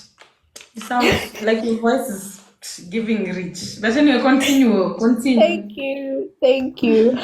So I'm asking, how do I get over my fear of the night? Because I feel like my fear of the night, it's like I'm scared of my intuition. It's like I'm scared of my dark side. It's like there's a part of me that I'm scared to tap into. So how do I get out? So listen, first of all, thank you so much for the people who have subscribed, guys. I love that we've reached 265. If you can get to 270, even better. But anyway, let me answer you, princess. Darkness is the default setting of everything. Remember, the sun rises. When the sun is not rising, it is darkness. So without light, the default setting of existence is darkness. And people who are currently watching me, and it is at night in your place, even South Africa right now, it is at night in your space. Just look through the window and see. Look into that darkness and see if you can see any color. You cannot see any color. Even the trees' color is dark at night. Everything is dark at night. What does that mean? That is a spiritual lesson right there. It is there to tell you that darkness is the default setting of everything. We only see colors of things when they are exposed to light. So at night, you do not see color, you do not see anything else other than dark. What does this mean? That it is from darkness that everything is created. It is from darkness that we have the raw materials to create. It is from darkness that light even comes. So one thing you must know when it comes to fearing the dark, when you fear the dark, what do you fear? What is the representation of darkness within yourself? Divine creation. And your shadow, your connection to all. Your connection, like literally the connection that you have to all, that is what represents darkness within yourself. So should you fear your connection to all? When everything is black, it is looking the same. When all is black, it is the same. It looks the same. When there is no light, when there is no electricity, there is no the sun, there is no stars, there is no light from the moon, everything looks the same. Be it a tree, be it this scissor, be it this bottle. The moment light does not exist, it all black. Me, black. Your neighbor, black. Everything black. To show you that that is the cradle. That is the cradle. When there is no light. Now, light comes 12 hours a day. But that, it is only, like, even when light is there, it is just there in the darkness. Guys, are you getting what I'm saying? You know, when the sun rises, the sun rises inside the darkness. So when the sun rises, it's like it is a switched on electricity in a dark place. When the sun goes, it will remain dark. Darkness is the cradle of all. It is where everything exists when light is not there. So, you know, existing in the dark is like being connected to all, staying connected to all, knowing that I am black in the dark, that, you know, everything on this planet is black in the dark. So what does that mean? Everything in the dark is one. All is the same in the dark. So when you fear the darkness, you fear that. You fear that similarity that we all share. And me, I would advise you don't fear it, you find it out. You find out, like, what are the things. Me and you, we are related. We are the same. But you can only see that when we are in the dark. Okay? Yes, it is the portal to all. When we are in the light now, your nose looks like yours. Your eyes look like yours. Me, I have my eyes looking like mine. But when we're in the dark, you cannot see my nose. You cannot. We are the same entity when we are in the dark. So however that lingers to you, I want you to know that darkness is your friend. It is not your enemy. Do you know how men fear the, like, literally, we women, we fear the darkness because of men. If men did not exist on this planet, women would be loitering around in the dark every day. But do you know how men fear dark? And do you know how much men fear places like forest? As women, we fear the forest because, oh, a man will rape me. A man will find me. Men fear these places because of the animals. They fear it because of, like, the darkness itself. Okay. So as a woman, befriend the dark. Befriend the dark. And the darkness is what is constant. Even inside yourself, it's always dark. Right? Is there electricity when you start speaking to yourself? There's no electricity inside there. So literally, you stay connected to the darkness throughout. Even when the sun is out, you still stay connected to the darkness which is within yourself. And that is your connection to all. So just be connected to all, and then you'll start loving the dark. Stop judging people. Stop looking at drunkards and thinking that they have failed in life. Stop looking at prostitutes and thinking that, oh my God, now why are they prostitutes? Stop judging people. Everything that exists in them exists in you. That is why we exist in the same timeline. If you are holier than thou, that prostitution can never exist in you, you wouldn't have existed in a timeline where prostitutes exist. You exist in a timeline where prostitutes exist because it is in you. So some of you separate yourself from the darkness. You separate yourself from the dark, and then you become your own enemy. You become your own enemy because the moment you make it an enemy inside here, you've made it an enemy outside. Observe people. Let prostitute have their fun over there. Let these people, as long as nobody's affecting you on a personal level, let them be. And allow darkness to exist. Allow people to be the best version of themselves that they know at that particular moment. Even if somebody's a drunkard, that is their process. Learn to trust people's processes so that you can also learn to trust your own process. Even if somebody's fucking up, is messing up, it is not your job to judge this person and now put them on a pedestal. Even if somebody is a madman walking on the streets, you should always see yourself at the same level with everybody. The moment you start to put yourself up, somebody down, you are creating enemy out of the dark. Let people live. Adjust your proximity. I always tell my followers, adjust your proximity. Don't talk shit. If you must talk shit about someone, keep quiet and adjust your proximity. People don't have to exist in your world if you don't want them to. So this thing of thinking that, me, I am this, me, I am what, you are susceptible to becoming anything that exists in your timeline. You meet somebody, they are broke, you laugh because you come from a family of money or because you have money. Guess what?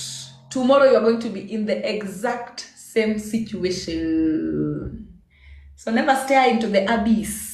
Never stare into the abyss. Never stare into the abyss because the abyss stares back. If you love your situation so much, thank your ancestors. Go open a worship in your altar and thank your ancestors that I thank you for my situation. No. But you walking around and now you're putting everybody on a pedestal that, you know me. Ugh. When the sun goes down, we are all black.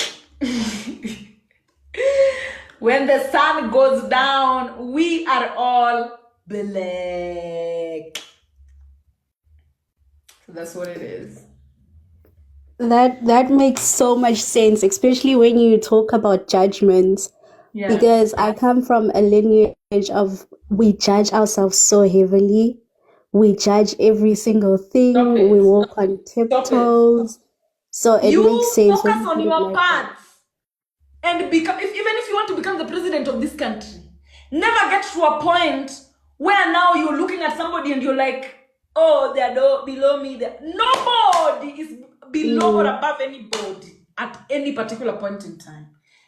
And the moment you know that, you're befriending the dark. Befriend the dark, my dear.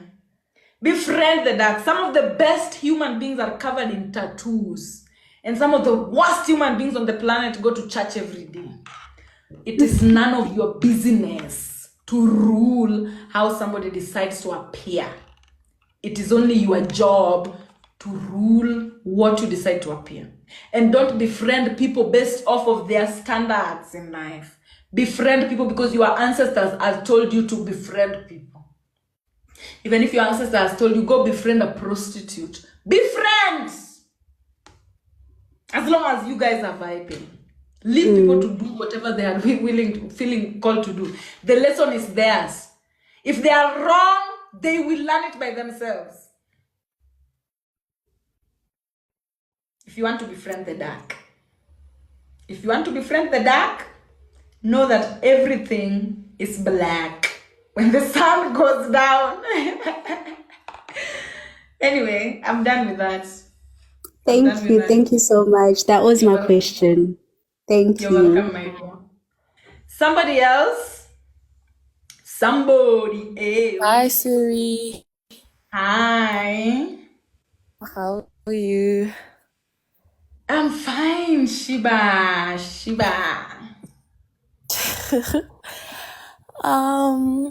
I feel so blessed to be here today. I had like a very weird day. So I'm South African. I went to vote today.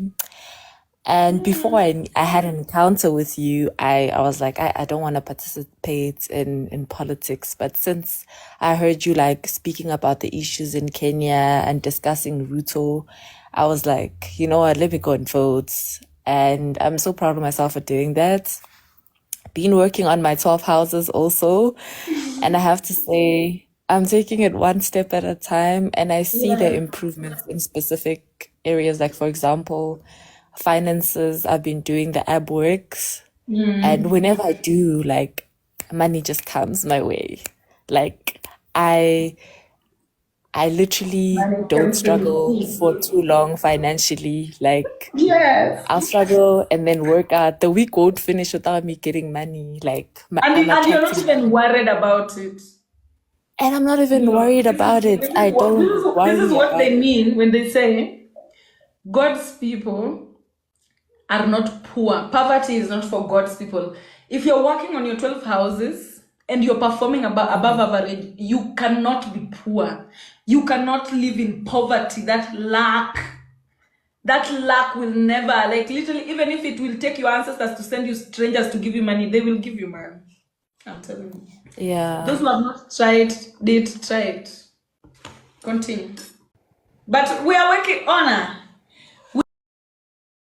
me, I've met radical daughters of Mumbi who know this story of the 9 daughters. You know, even me, I read the 9 daughters, I try to comprehend, because to me, like just superficially, the Mijikenda 9 daughters and the Agikuyu, the Mumbi's 9 daughters, it takes 9 months to bring a full-blown human into this particular reality. Same way it took Mumbi 9 daughters to actually bring male masculine energy. So me, that story, and I have such a personal relationship with Mumbi. Growing up, like me, when my mom was pregnant with me, she used to go to Kiambu a lot to buy maize to go sell in the slum. So Kiambu, to me, from my mother's stomach, it was always the place. And then when I set foot in Kiambu, guys, the moment I started living in Kiambu, it's amazing. My media blew up out of proportion. And me, I pray to Mumbi. I know there are children of Mumbi who don't know even Mumbi. But me, I'll tell you, I know that deity. I live with that deity. I respect that deity so much. And that deity blesses me even more than it blesses some of the Agikuyus, because the Agikuyus, not all of them respect Mumbi. Not all of them even know all of them. Is. Yeah, a lot of Agikuyus don't even know, like the Mumbi. Mumbi is a Bantu word for creator. Yes. Like literally Kiswahili is Mumbi. Mumbi, Tumba, to create. Yes. So these days, even when you greet someone, you thank God.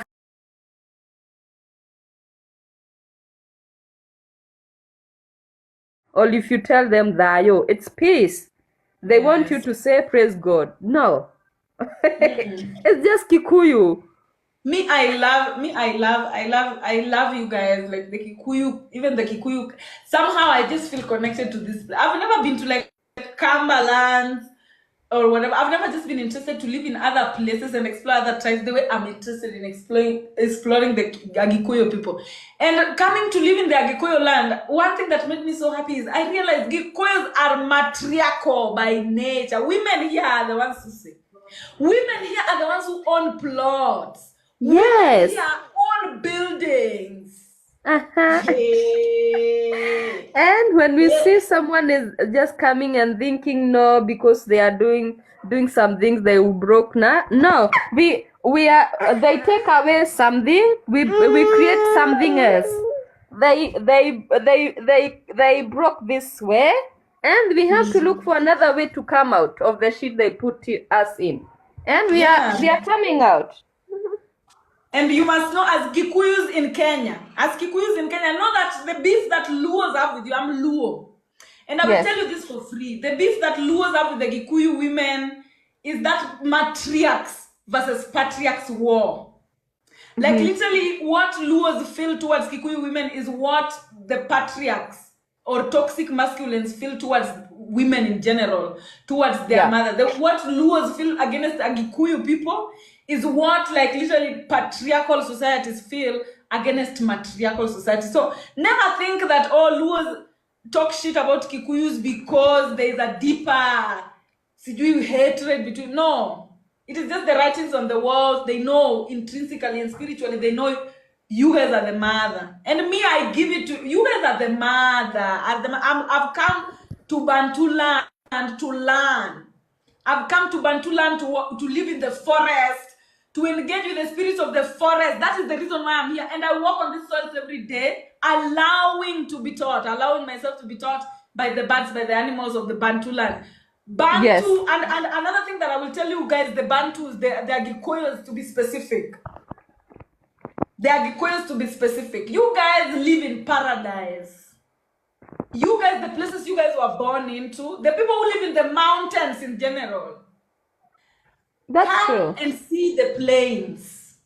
Go travel to the plain liloids and see. Even the level of wealth. Literally the writings say on the walls, go to Kikuyu places and see the level of poverty that Kikuyu have. A poor person in the Agikuyu land is literally a middle class person in Nilotic. You guys were born wealthy. You guys have wealth. But there is a certain level of self-disrespect that you guys exude from the fact that you don't know that you live in palaces. Of course. So you are there, you marvel at Luos, you think Luos are having... No, the lands that we grew up in literally are the plains. We depend on water from the mountains. We depend on food from the mountains. We depend on spirituality from the mountains. The mountains are the Otmalo. Luos, we know it. We know that Malo is where mother is. It is where, the creator is. So even in Luos, the way we structure our homes, we have Otpin, Mwalo. Mwalo is called the house of the sun, the house of the sun of the Boma. And then we have Malo. Malo is the mountainous places, the higher places. That is where the mother lives. Even our homestead, the way we arrange it. And these are things, where did we collect it from? Nilotic, being birthed by the Bantu. The Bantus are the ones who birthed us, Nilots. Bantus are our mothers. Bantus are the ones who give us food. Bantus are the ones who live in fertile lands that provide for us all the time. So most of the time, Kikuyus, I give Kikuyus so much respect and they don't even comprehend why. They wonder, why are you respecting me so much? Me, I respect you because I acknowledge your ancestors and I trust your process. So yeah, I'm always happy to interact. And also Kikuyus just take care of me. Like, me, I'm just telling you like the truth. I want you to know how this motherly thing really works. Even when it comes to like most of the people who support me, even financially, even as my clients, like the people who I exchange money with the most, it's always the daughters of Mumbi giving me money. Like literally even my support system has always come from them. And even right now where I live in the middle of matriarchs. Like the women who live around me, they're very strong women who are running their homes by themselves, without men. So me, I'm just happy. I'm always happy to be in the Bantu land. We need to encourage each other, and like you always say, like when you find like maybe your husband is having another woman out there, it's not on you to take a stone or acid and beat them. No, you should be happy, or you should ask yourself, why is this happening? No, when you are attacking another woman, you are attacking yourself, or you are attacking all the women all around, all over, not only that woman you are attacking. And just be powerful and know who you are. Lily, we need to encourage each other and stop hate and hating on other women. Let's laugh with each other. And there was something else I wanted to ask you or confirm to me. There was something else I heard about in the Egyptian time. The women did not have menstrual periods, and it started because of the masculinity being used on us, the masculinity. And that's why even the women who are here can testify to that. Maybe sometime you go somewhere and you change your weather, you get your menses start, or you get frightened by something and your menses starting. What can you say about that? Let me, before I even, as somebody said, when Congo wakes up, which is happening after South Africa Yes. makes the right choice, we start. Hey, there's this South African song. I don't know the words, so you guys just forgive me. That's Malema song. How? Hey, I don't We even want pray to say for that him. because you guys will laugh at me. But I love that shoe to kill. Oh my. Namasa. Like literally, this is the time. Nothing can go wrong. Of You know, course. Congo is supposed to be the Hollywood of the world, not just of Africa. The type of talents that are in Congo. That's so much. It is. Hey, anyway, let me not even talk. I love that comment so much. That's why I've read it. Now, Wanjiku, when it comes to women and menstruations, yes, there are times, Honor, we are collectively moving together. There are certain shifts that occur in the collective consciousness that affect everybody across the planet. So, for example, this bleeding together, I've also read it in historical books that there were times when women could bleed just once in 6 months, once in whatever. And just looking at the writings on the walls, bleeding is literally a release of energy. So it means that during these times, women did not have to release so much energy because they were not being subjected to situations that would require them to release so much energy. But right now, we've reached a point where we live in a situation where women have to release energy every month. Every month you release. Every month. So these are adjustments, evolutionary adjustments that occur to the collective consciousness. And one thing that you must know that happened, the biggest change that happened was the change of the bearings. North became south and south became north. And literally this moved the planet. It changed the position of the planet. The planet moved in such a way to accommodate that. And when I always say that our maps are upside down and that the bearings are not accurate, guys, the bearing, when you know where north is, when you know where the truth north is, let me tell you how it affects you even in your normal conversation. Like right now, if I'm speaking to you, and you know where the truth north is, I will not need to convince you. You will see it in your mind. You will see the information in your mind. You will see two people fighting. When you know where the true north is, you will already know the truth of what is going on there. Whenever people speak, whenever mainstream media is dashing in news, when you know where true north is, you don't get lost. But the moment you don't know where the true north is, when you're looking at any information that is presented to you, any article, any educational facility or book, whenever you're reading it, you're already turned upside down. So you are not seeing the truth, you are seeing the opposite of the truth. So this was the necessity that they needed to turn them upside down so that the truth stays concealed, so that people don't know where the true north is. But we are the generation that is, physically moving away. Guys, don't you know that there were times we were truly convinced that white is beautiful, black is ugly? There were times that we were truly convinced that having a small nyash is attractive. And, not having nyash at all is the standard. Imagine, there are people who still believe in that up to today. So that's how you know the true north is not north. It is not north. It is turned upside down so much that when you look at things, instead of you seeing it for what it is, you're seeing it for the opposite of it. It tampers even with the spiritual analysis of individuals. But right now, as we continue to move away from that, we continue to uphold our truth and to shine our truth, then you will see that after a period of time, we do it long enough, the whole world is going to see that, oh, by the way, this is the true north. This is the true north. This is the true north. But currently we are living in a world where north is south. So people get south. Women work so hard in order to become the most successful, only for them to get to the top without a nyash, and then they are told, you now need to have a physical, an artificial nyash. It is set up. When you are not moving towards the true north, you are moving south. And then they get south, they are told your lips are too small for the beauty standard. Go stretching it up a little bit, add some nini. It is not supposed to be like that. Beauty standard is supposed to be there for all human beings to see that, oh, by the way, this one now is beautiful on its own, naturally. They've worked on their 12 houses. It's amazing. Mwah! I give you the flowers. But because we are not living in such kind of a world where true north is true north, then our navigation, even Uber, even Bolt, a lot of Africans cannot read the map. A lot of Africans cannot read the map because things are opposite. Things are opposite. A lot of Africans cannot even point to you that, okay, but this is the town.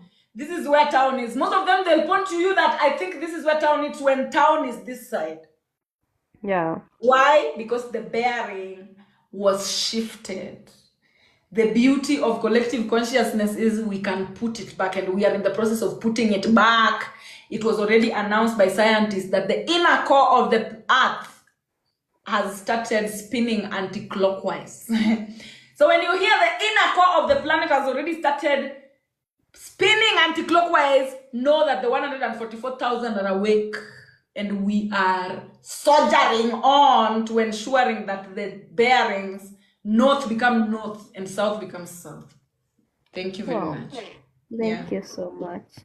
And if you have time, you can touch about the astral projection and how to control it, because sometimes it's really happening automatically, and sometimes you cannot control it, and you can't feel yourself correctly where you are. And it will be good for someone to be knowing where they are, because sometimes it just happens. And there's something else I wanted to tell you about me. When I go, maybe there are so many people, I feel so overwhelmed. Like, even if there was food, I cannot eat that food. Or if someone is sick, I will feel their pain. Even right now, I'm so far from my parents or my family. When someone is sick, they don't need to tell me they are sick. I'll feel the pain where they have the pain. We are all interconnected. It's just that some people are aware of that connections, others are not. Yeah. Some people are aware of the connections that we have, while others do not. But at the end of the day, we are connected. So your ability to be aware of our connection is what makes you an empath, and it opens you up. Yeah. To be able to feel other people's energy. Your inability to, fathom the connection that we have is what makes you a narcissist. And it makes it difficult for you to even feel anybody's pain or connect to anybody. So it is just two sides of the pole. None of it is beautiful, none of it is ugly, or both of them are needed. You do not need to stay connected to everything. Like, you do not need to feel the pain of everything. You must practice some little bit of narcissism so that not everyone's pain is able to access you. But then you must also keep your empathic side so that you're able to stay connected to all, but attached to none. So narcissism is what makes you be able to not attach to anyone. Empathy is what makes you able to stay connected to all. So narcissism and empathy must always be working side by side. Stay connected to all, attached to none. Connected to all, attached to none. Connected to all, attached to none. That's how you hack. Okay. Yes, and when it comes to astral projection, I'm always saying astral projection is very simple. It is not that deep. Astral projection is just the process of you interacting with the collective brains from your own bearing. So literally every time we go to sleep, that's what is happening. We are always interacting with the collective brain. Now, can you choose when you want to interact with the collective brain and when you don't want to? Yes, you can. Can you induce it? Yes, you can. People who don't have connection, proper connection, need inducing in order for them to interact with the collective brain. But one thing I'll always tell you, when you are inducing connection to the collective brain, know your bearing, know yourself. Because as I told you, when the sun goes down, we are all black. When the sun goes down, everything is black. When you're astral projecting, everything is black. You can go and not come back. Exactly. Or you can go, forget who you are, and come back with somebody else's face. Before you enter into astral projection using induced psychedelics, know your bearing. Know where you are, know who you are, or else you won't find your way back home. Wow. That's it. Thank you so much, and I really appreciate. That's enough for now, because I can talk to you the whole night. I have so much. But thank you so much. And I have learned and I really appreciate. Sawa. Wanjiru, let's talk, and then Miss Raine, and then we are done. Please don't add anybody else. Please, kindly. Hey, People who have not talked sweetie. today, we will talk another time. Okay, Wanjiru? Hey, sweetie. Hi. I met you in 2021 April. I can Yes. be that precise, and I have walked with you this journey until today, and I can confidently say that I haven't missed a single live session of yours. Wow.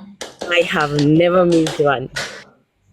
That's amazing. I have worked with you in 2021 when I met you. You could talk and tell and say that we are the creators of our life, and I could cry because I didn't know what you meant. But now I'm telling you, You I know. am an instant. Now I've become an instant manifester. I've worked on myself. I've become a Reiki master. Yes. I am an energy healer, and I am so grateful that I met you. I'm grateful. I am so grateful. Thank you for staying this late for us. Okay, I'll go straight to my question. I have eczema, and you have touched about that, so I know exactly what to work on. But there is this one thing that I have tried connecting to my ancestors, but I would want to hear your point of view. I would want to hear your perspective on it.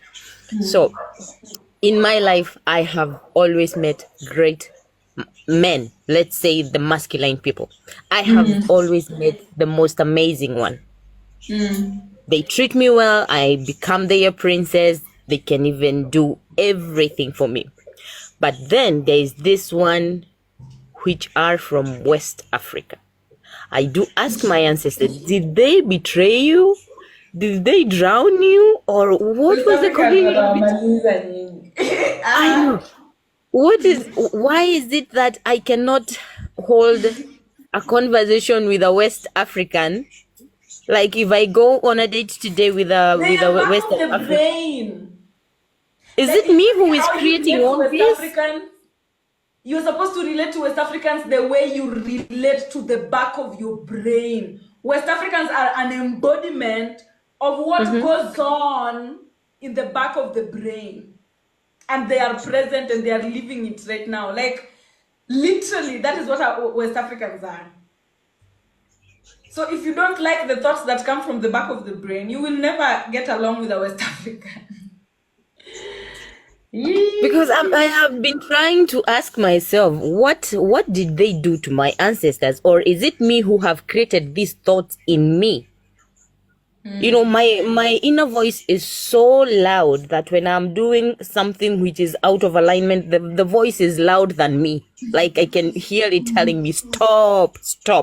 And this is how it is with the West African people. How do I deal with this? How do I connect with them? How do I have good conversations with them?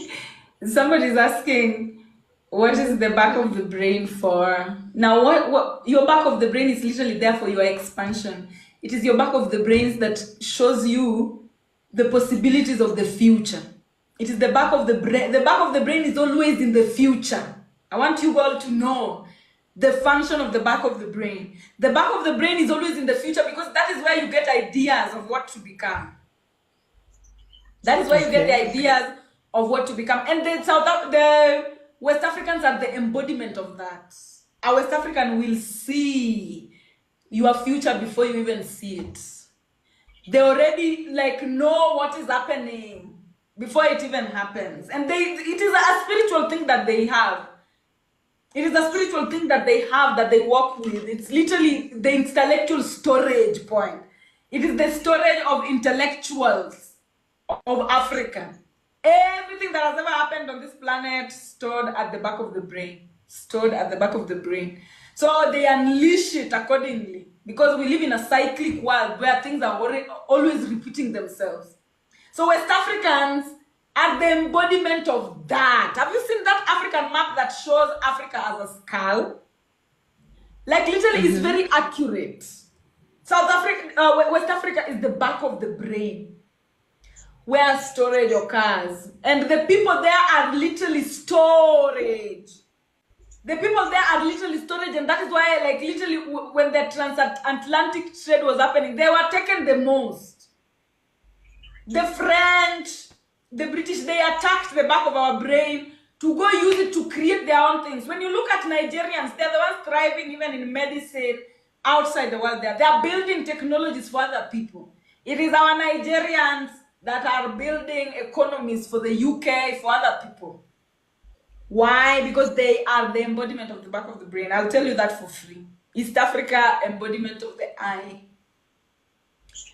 South Africa, embodiment of the mouth, and everything in between. So literally, those are the relationships. So when you're talking about having a South African, you having a difficult relationship with a West African, then you have a difficult relationship with the back of your brain, the suggestions that come from the back of your brain. Are you willing to go into the back of your brain and find out the best ways you can move forward? Because if you are that type of an individual, then a West Africa would make a best partner for you. But if you're somebody who you cannot fathom what goes on at the back of the brain, or of your brain, you're just like superficial, myopic. Where and West Africans, you are not supposed to go together. West Africans, they go better or best with pioneering spirits. They don't do well with conservative spirits. The back of the brain doesn't do well with conservation. Conserving. It is always open to exploration and adventure. So West Africans, they don't do well with conservative spirits. They do well with pioneering spirits that are willing to move. And now that you say that it is all about to do with at the back of our brain, and we understand that the back of our brain also have to have the connection with the Kundalini rising, right? So yes. Does it mean that the moment hypothalamus is where the hypothalamus resides? Okay, so so you want to tell me that the moment I'll find my ways on how to solve this whole thing with the West African, that is when maybe I can experience a Kundalini awakening, because I have worked on myself and I'm feeling. Be free. Legeza kamba. Jilegeze. Okay. Jiachilie. If you want to get along with a West African, jiachilie. Be ready to jump. Be somebody that you're ready to jump from bungee jumping or whatever they call it, from the cliff down, knowing that there's a parachute that will catch you. Oh, that will do good for me. Yeah, because West Africans are like the hypothalamus. Like, even look at their comedy. West Africans will always tell you what is going to happen or what is happening in the collective. Everything they do, those people do, they are setting the bar and telling you, guys, here is the news from the hypothalamus. This is the bar. And the world hates Nigerians so much, and it's a spiritual attack against the back of the brains of Africans. The white man wants them in Europe so that they go build Europe. But it's time you guys love Nigerians in the country, because Nigerians are a different breed. They are here to literally fill the gap. When it comes to these innovations and making big jumps and knowing where we are going, it is Nigerians that we should look into. It is Nigerians that know where we are going. South Africans know what we are saying. East Africans know what we are seeing.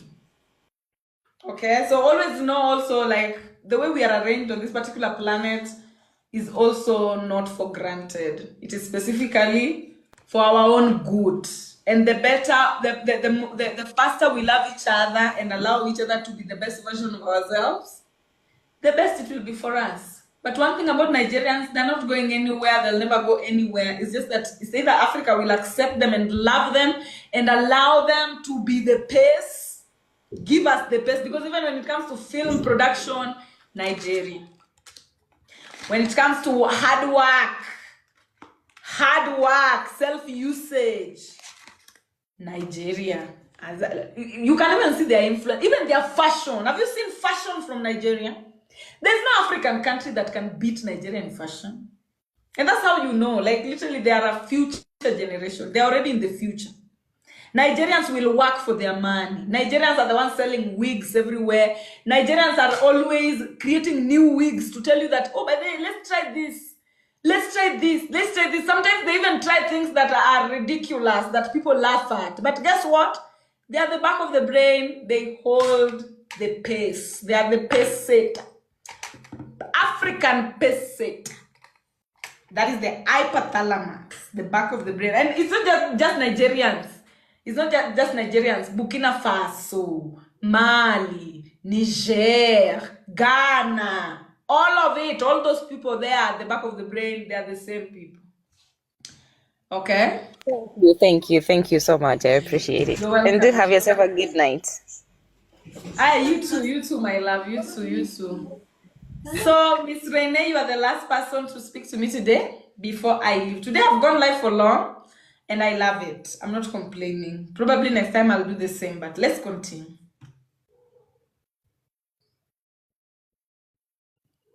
Somebody is saying they eat their food in... Yes, Nigerians are not even ashamed of anything. They're like... Nigerians have never gotten mentally colonized. Ever. Nigerians have always been a menace to the white man, to the colonizer. They are hated the most by the colonizer. The second people who are hated the most by the colonizer are the Kikuyu women. Look at who the colonizer hates. That is where your tea is. That is where the antidotes are. Nigerians are hated by the albedos the most. They are the ones who are told, oh, are you Nigerian? No. There's a time when I traveled with a Nigerian, he was called John Ike. They stopped him at the airport, and me, I'm Kenyan, I have the same passport, we've traveled the same. But because he was Nigerian, he was stopped at the airport and put aside, just because he was Nigerian. So I'm telling you, when you see like, mbiu ya mwanamgambo ikilia, kuna jambo. Palipo, penye what? Penye, where there is smoke, there is fire. I'm sorry, Kiswahili is failing me. Where there is smoke, there is fire. So just know that Kikuyu women are also hated by the white people so much, and it is because of that rage, that feminine rage, that no-nonsense rage of I'm not gonna let you do bullshit over here. So guys, you just know. Penye moshi pana moto na sindio. Adija, thank you. Okay, Miss Renee, you can go on. Hello, how are you? I'm fine, thank you. I love your energy. Thank you for Thank staying you. until this late hour. First of all, I'd like to compliment your hair. Looks amazing. I love your clothes. They are always amazing. I just love your design. Yeah. Thank you so much. You're welcome. So here's the thing. We have been programmed by religion to think that snakes are maybe voodoo, or someone has hexed you, or it is something that is very, frightening. So I am coming to embrace that I am blessed in the way that I am a natural dreamer. Most of my dreams that I dream, they come to pass. Before my spiritual awakening, I dreamt of a snake. And I was very shocked to that point of what the hell, what is not happening, because I didn't understand. I remember I DM'd you on Instagram, but you didn't respond. So I just deleted that message because I felt that I think I'm just going to see how the nature is going to behave. So this is my second time having a dream of a snake. And in my spiritual journey, I am kind of holding myself back because I'm feeling a bit ashamed when I'm going to share my experience with the world, with what I know. And I'm open to hear your opinion, what you'd say Shame. about the dreaming of snake. Yeah. First of all, even shame is a signal from your ancestors that, hey, hi, you're about to abandon yourself. You're about to not stand up for the parts of yourself that are authentic. So anytime you're feeling shame, just know that so that you move accordingly in the right direction. Dreaming with snakes. I want you to know that snakes are tongues in nature. Can you see like the Kundalini energy that comes all the way up to the head here?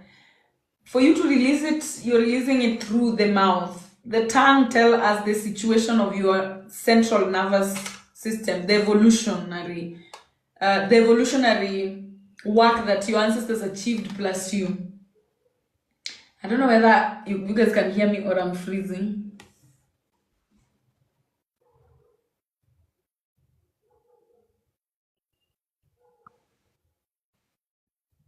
Can you guys hear me?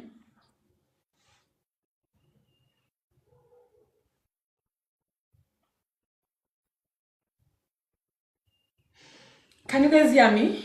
Yes, we can. Okay, because I'm seeing like my network is showing red. So, snakes are different tongues in nature. And when you start studying them, you'll realize that even the snakes, they come in different forms. There are snakes that are not poisonous. There are tongues that are just not poisonous at all. There are people who they cannot speak poison. It is impossible for them to do that. So there are a lot of snakes that are actually not poisonous. And then the poisonous ones, that is a defense mechanism. It is a self-protection mechanism. It is a self-protection mechanism. So snakes are the embodiment of the Kundalini. A Kundalini existing in nature. And their tongue, you always see the way their tongues are. The way that the snake's tongue is. Like literally it is a Kundalini in nature that is existing on its own. So it tells us the situation of the central nervous system. The central nervous system is directly connected to the self-support that gives in authenticity, and you speak from the word from your tongue. Now, when snakes come into your dream, it's usually your ancestors trying to tell you, you need to align. You need to align. What you speak must match how you feel, and it must match how you behave, and it has to match what you believe in and what you know in your soul. That is what alignment is. Alignment is just ensuring that how you feel is what you say. You know, there are people who they feel a certain way, but they speak a certain way. Like, for example, somebody will do something wrong to you, and you feel like they are really offended you, and then they're asking you, are you okay? And then you're just like, yeah, I'm fine. There's actually nothing wrong with that. That is you being not aligned. That is you being an enemy of a snake. The snake will always want you to ensure that what you say is exactly how you feel, and is exactly how you behave, and is exactly the values you hold, and it's exactly your slogan. Everything must align. You must not be like, oh, what you're thinking, you're not saying it, and then what you're saying, it does not match how you behave, and then how you behave does not match how you feel, and then how you feel does not match what you vocalize. That one is out of alignment, and then the snake will be like, nope, you can't be my friend. You can't be my friend. Here we are authentic. Here what we say is what we believe, and that's how we behave, and it's true and authentic. So when you are not being that, the snake will be like, no. And then your ancestors will send it to you on a dream to tell you that we need to work on this particular thing. Or not all dreams are a warning. Sometimes your ancestors are telling you, sending you the snake to tell you that you've achieved that particular alignment. So also always see what is the snake doing to you in the dream. What is your relationship with it? Because also that gives incentive into what the dream could mean. Okay. And the snake is like the tongue. Our tongues are different colors. There are people who have black tongues that have black spots. There are people like me who have spikes on my tongue. Just the same way when you look at snakes, there are snakes whose skin are very smooth. It does not have those spikes. And then there are snakes whose skin, they have those spikes that exist even in the tongue of a cat. and even in the term of a human being. And then there are snakes who, their pattern is a certain way. There's a way in which their pattern. A snake shows you the relationship, the union between cells. Because also look at the skin of a snake. When you look at the skin of a snake, you realize that it is cells that have arranged themselves, multiple of cells that have arranged themselves and existing together. And these particular cells, sometimes they have different colors. They produce different colors and stuff. The scales, yes. The snake, they have the scales. The scales are a representation of cells coming together to work in unison.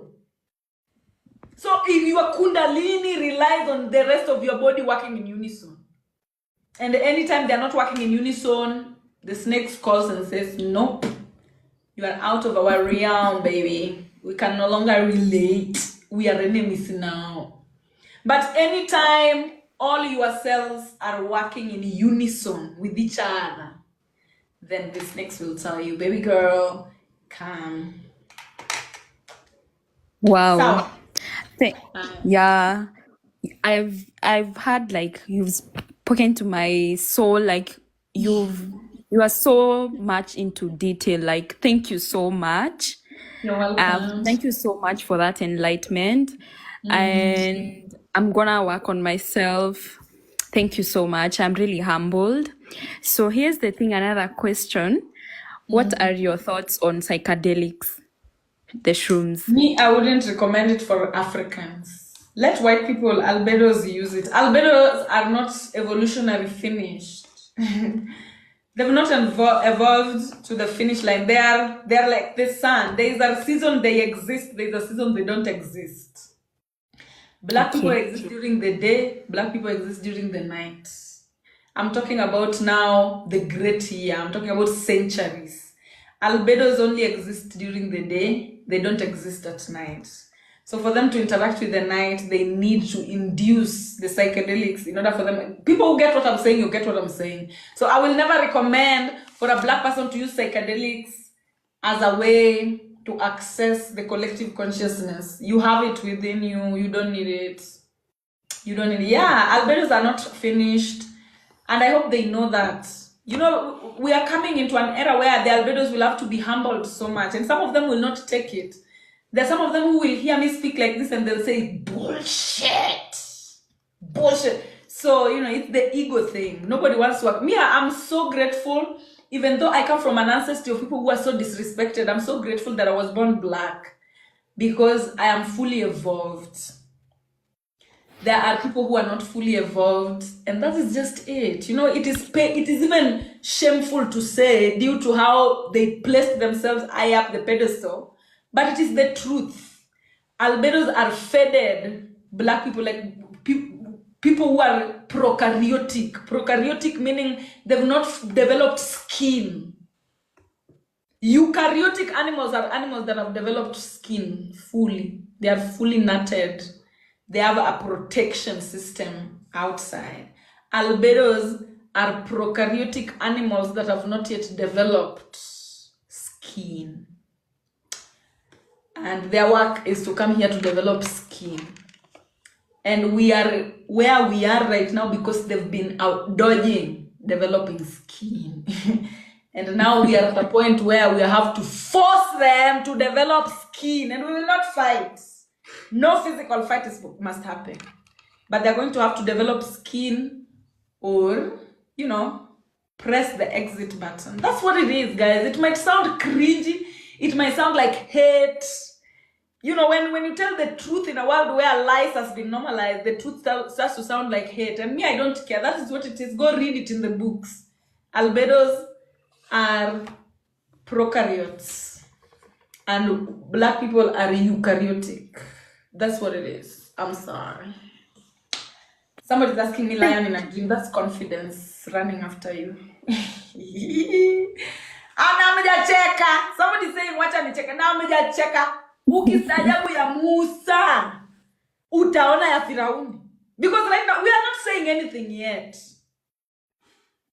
The differences in, you will know the reason why they were not teaching race. You will know the reason why they never taught us that you are black because of this, you are white because, you'll know. And it is embarrassing. Stajabu tu ya Musa. ya Firauni yakija utakuwa tayari. Utakuwa tayari. Yes. Anyway, Miss Renee, thank you so much for coming. And thank you, my moderators, so much. I appreciate you as usual. How many subscribers do we have? Did we reach to 70? Guys, one person, please. One person and then we leave. One person to subscribe. Kindly. You people have stayed here. If you know you want to subscribe to my personal classes, you think this class is amazing? Now join the personal classes. Personal classes, now I'm teaching you how to become a healer. What they call witch. In my personal classes now, I'm teaching you juju, African juju, and how to protect yourself. So join the classes and let's move. Let's continue. Who is joining the class last so that I leave, please? Wanja, thank you so much. Can you put for me Wakanda forever? Intuition before memory. Wakanda forever. My Isis, can you shine for them with Wakanda forever, please? Yes. Wakanda forever. And if we don't reach 270, Cappuccino, you saved the day. Thank you, Cappuccino. How do you join the class? You subscribe. Down on your page, there is a star. There's a star sign down on your page that is showing subscriptions. Just subscribe there. We are at 271. Oh, that's a lot. Anyway, guys, thank you so much. We move pole. And my moderators, did you see? When we remind people to subscribe, they subscribe. When we don't remind people to subscribe, they don't subscribe. So also let's just work on that so that we also grow our team as we continue. Because the day I will start posting on my page will be the day I will stop going live publicly. So mark it. I don't know when I'll start posting on my page, but the day you see me posting on my page, know that lives will only be private. I come back to posting on my page and I disappear from live. So I'm only live because I'm not posting on my page. The moment I go back to posting on my page, no more lives and only subscribers only. So get into the team. Oh, Mwari Wanyaga. Hey, Mwari, thank you guys. People who are joining, thank you so much. Wakanda forever. Wakanda forever. ISIS, we are empowering ISIS, erasing the Vatican and teaching melanin. Empowering ISIS, erasing the Vatican and teaching melanin. That's all we need. So guys, thank you so much for being here. I have peed once. Now I feel like peeing again. So let me just leave. How can we book? I know you are booked until November. Hey, Alma, ever DM me in my inbox. We see about it, okay? DM me in my inbox. I'll tell you how you can. If you want to book from November going on, of which, I don't want to hold money for that long. Like, I don't want to hold November money when I'm still in I'm still in June. Like, literally, I'm still in May. So the reason why I don't want to take bookings for November is because it's so long. I will have, by the time we're getting there, it is not a big, wise business choice to take Nini for that long. People are still subscribing. Thank you guys so much for subscribing. The people whose subscription has been inactive, kindly reactivate and then we continue. Alma, talk to me on the side. We see what we can do. Though I doubt if there's much we can do. Somebody's asking me if I'm single. I'm not single. Me, I'm already taken. I'm not single. I'm just waiting to get married. Alexander Vincent, subscribe. Thank you so much. Oh, 277. So guys, we can get to 280. We can get to 280. Ever subscribe, guys. Subscribe. Now I'm just giving room for people to subscribe, and then I'm going to do the anthem as usual. Alto subscribe. Thank you. Let me go do the anthem because here we are loyal to our East Africa. So let me do the anthem and then Guys, continue to subscribe, please. And then those who want to leave, you can start leaving. But those who are subscribing, kindly join my team. Kindly join my team. Thank you. Kindly join my team. Thank you. Mimi nishachukuliwa jamani, na nimechukuliwa na msichana. Mjue tu hiyo. Sijachukuliwa na mume wowote, mimi nimechukuliwa na msichana mrembo wa South Africa. I'm happy. I'm happy. I'm happy. I'm happy.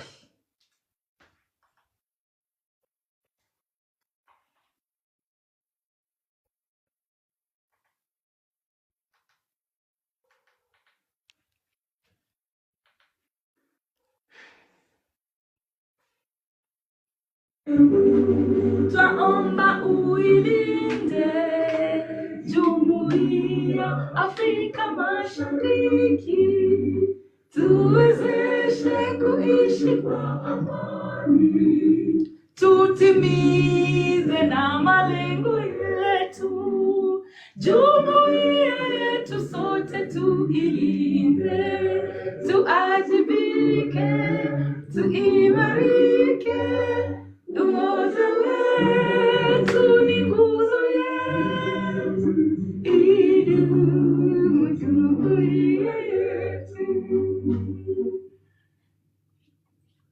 Uzalendo pia mshikamano niwe msingi wa umoja wetu, na tulinde uhuru na amani, mila zetu na desturi zetu. Jumuiya yetu sote tuilinde, tuwajibike, tuimarike. Umoja wetu ni nguzo yetu, idumu jumuiya yetu. Viwandani na tamashambani, tufanye kazi sote kwa makini, tujitoe kwa hali na mali, tuijenge jumuiya bora. Jumuiya yetu sote tuilinde, tuwajibike, tuimarike. Umoja wetu ni nguzo yetu, idumu jumuiya yetu. Guys, thank you. What am I gonna sing? Okay. Garnier Vitamin C Day and Night Serums. Hey, you're making noise.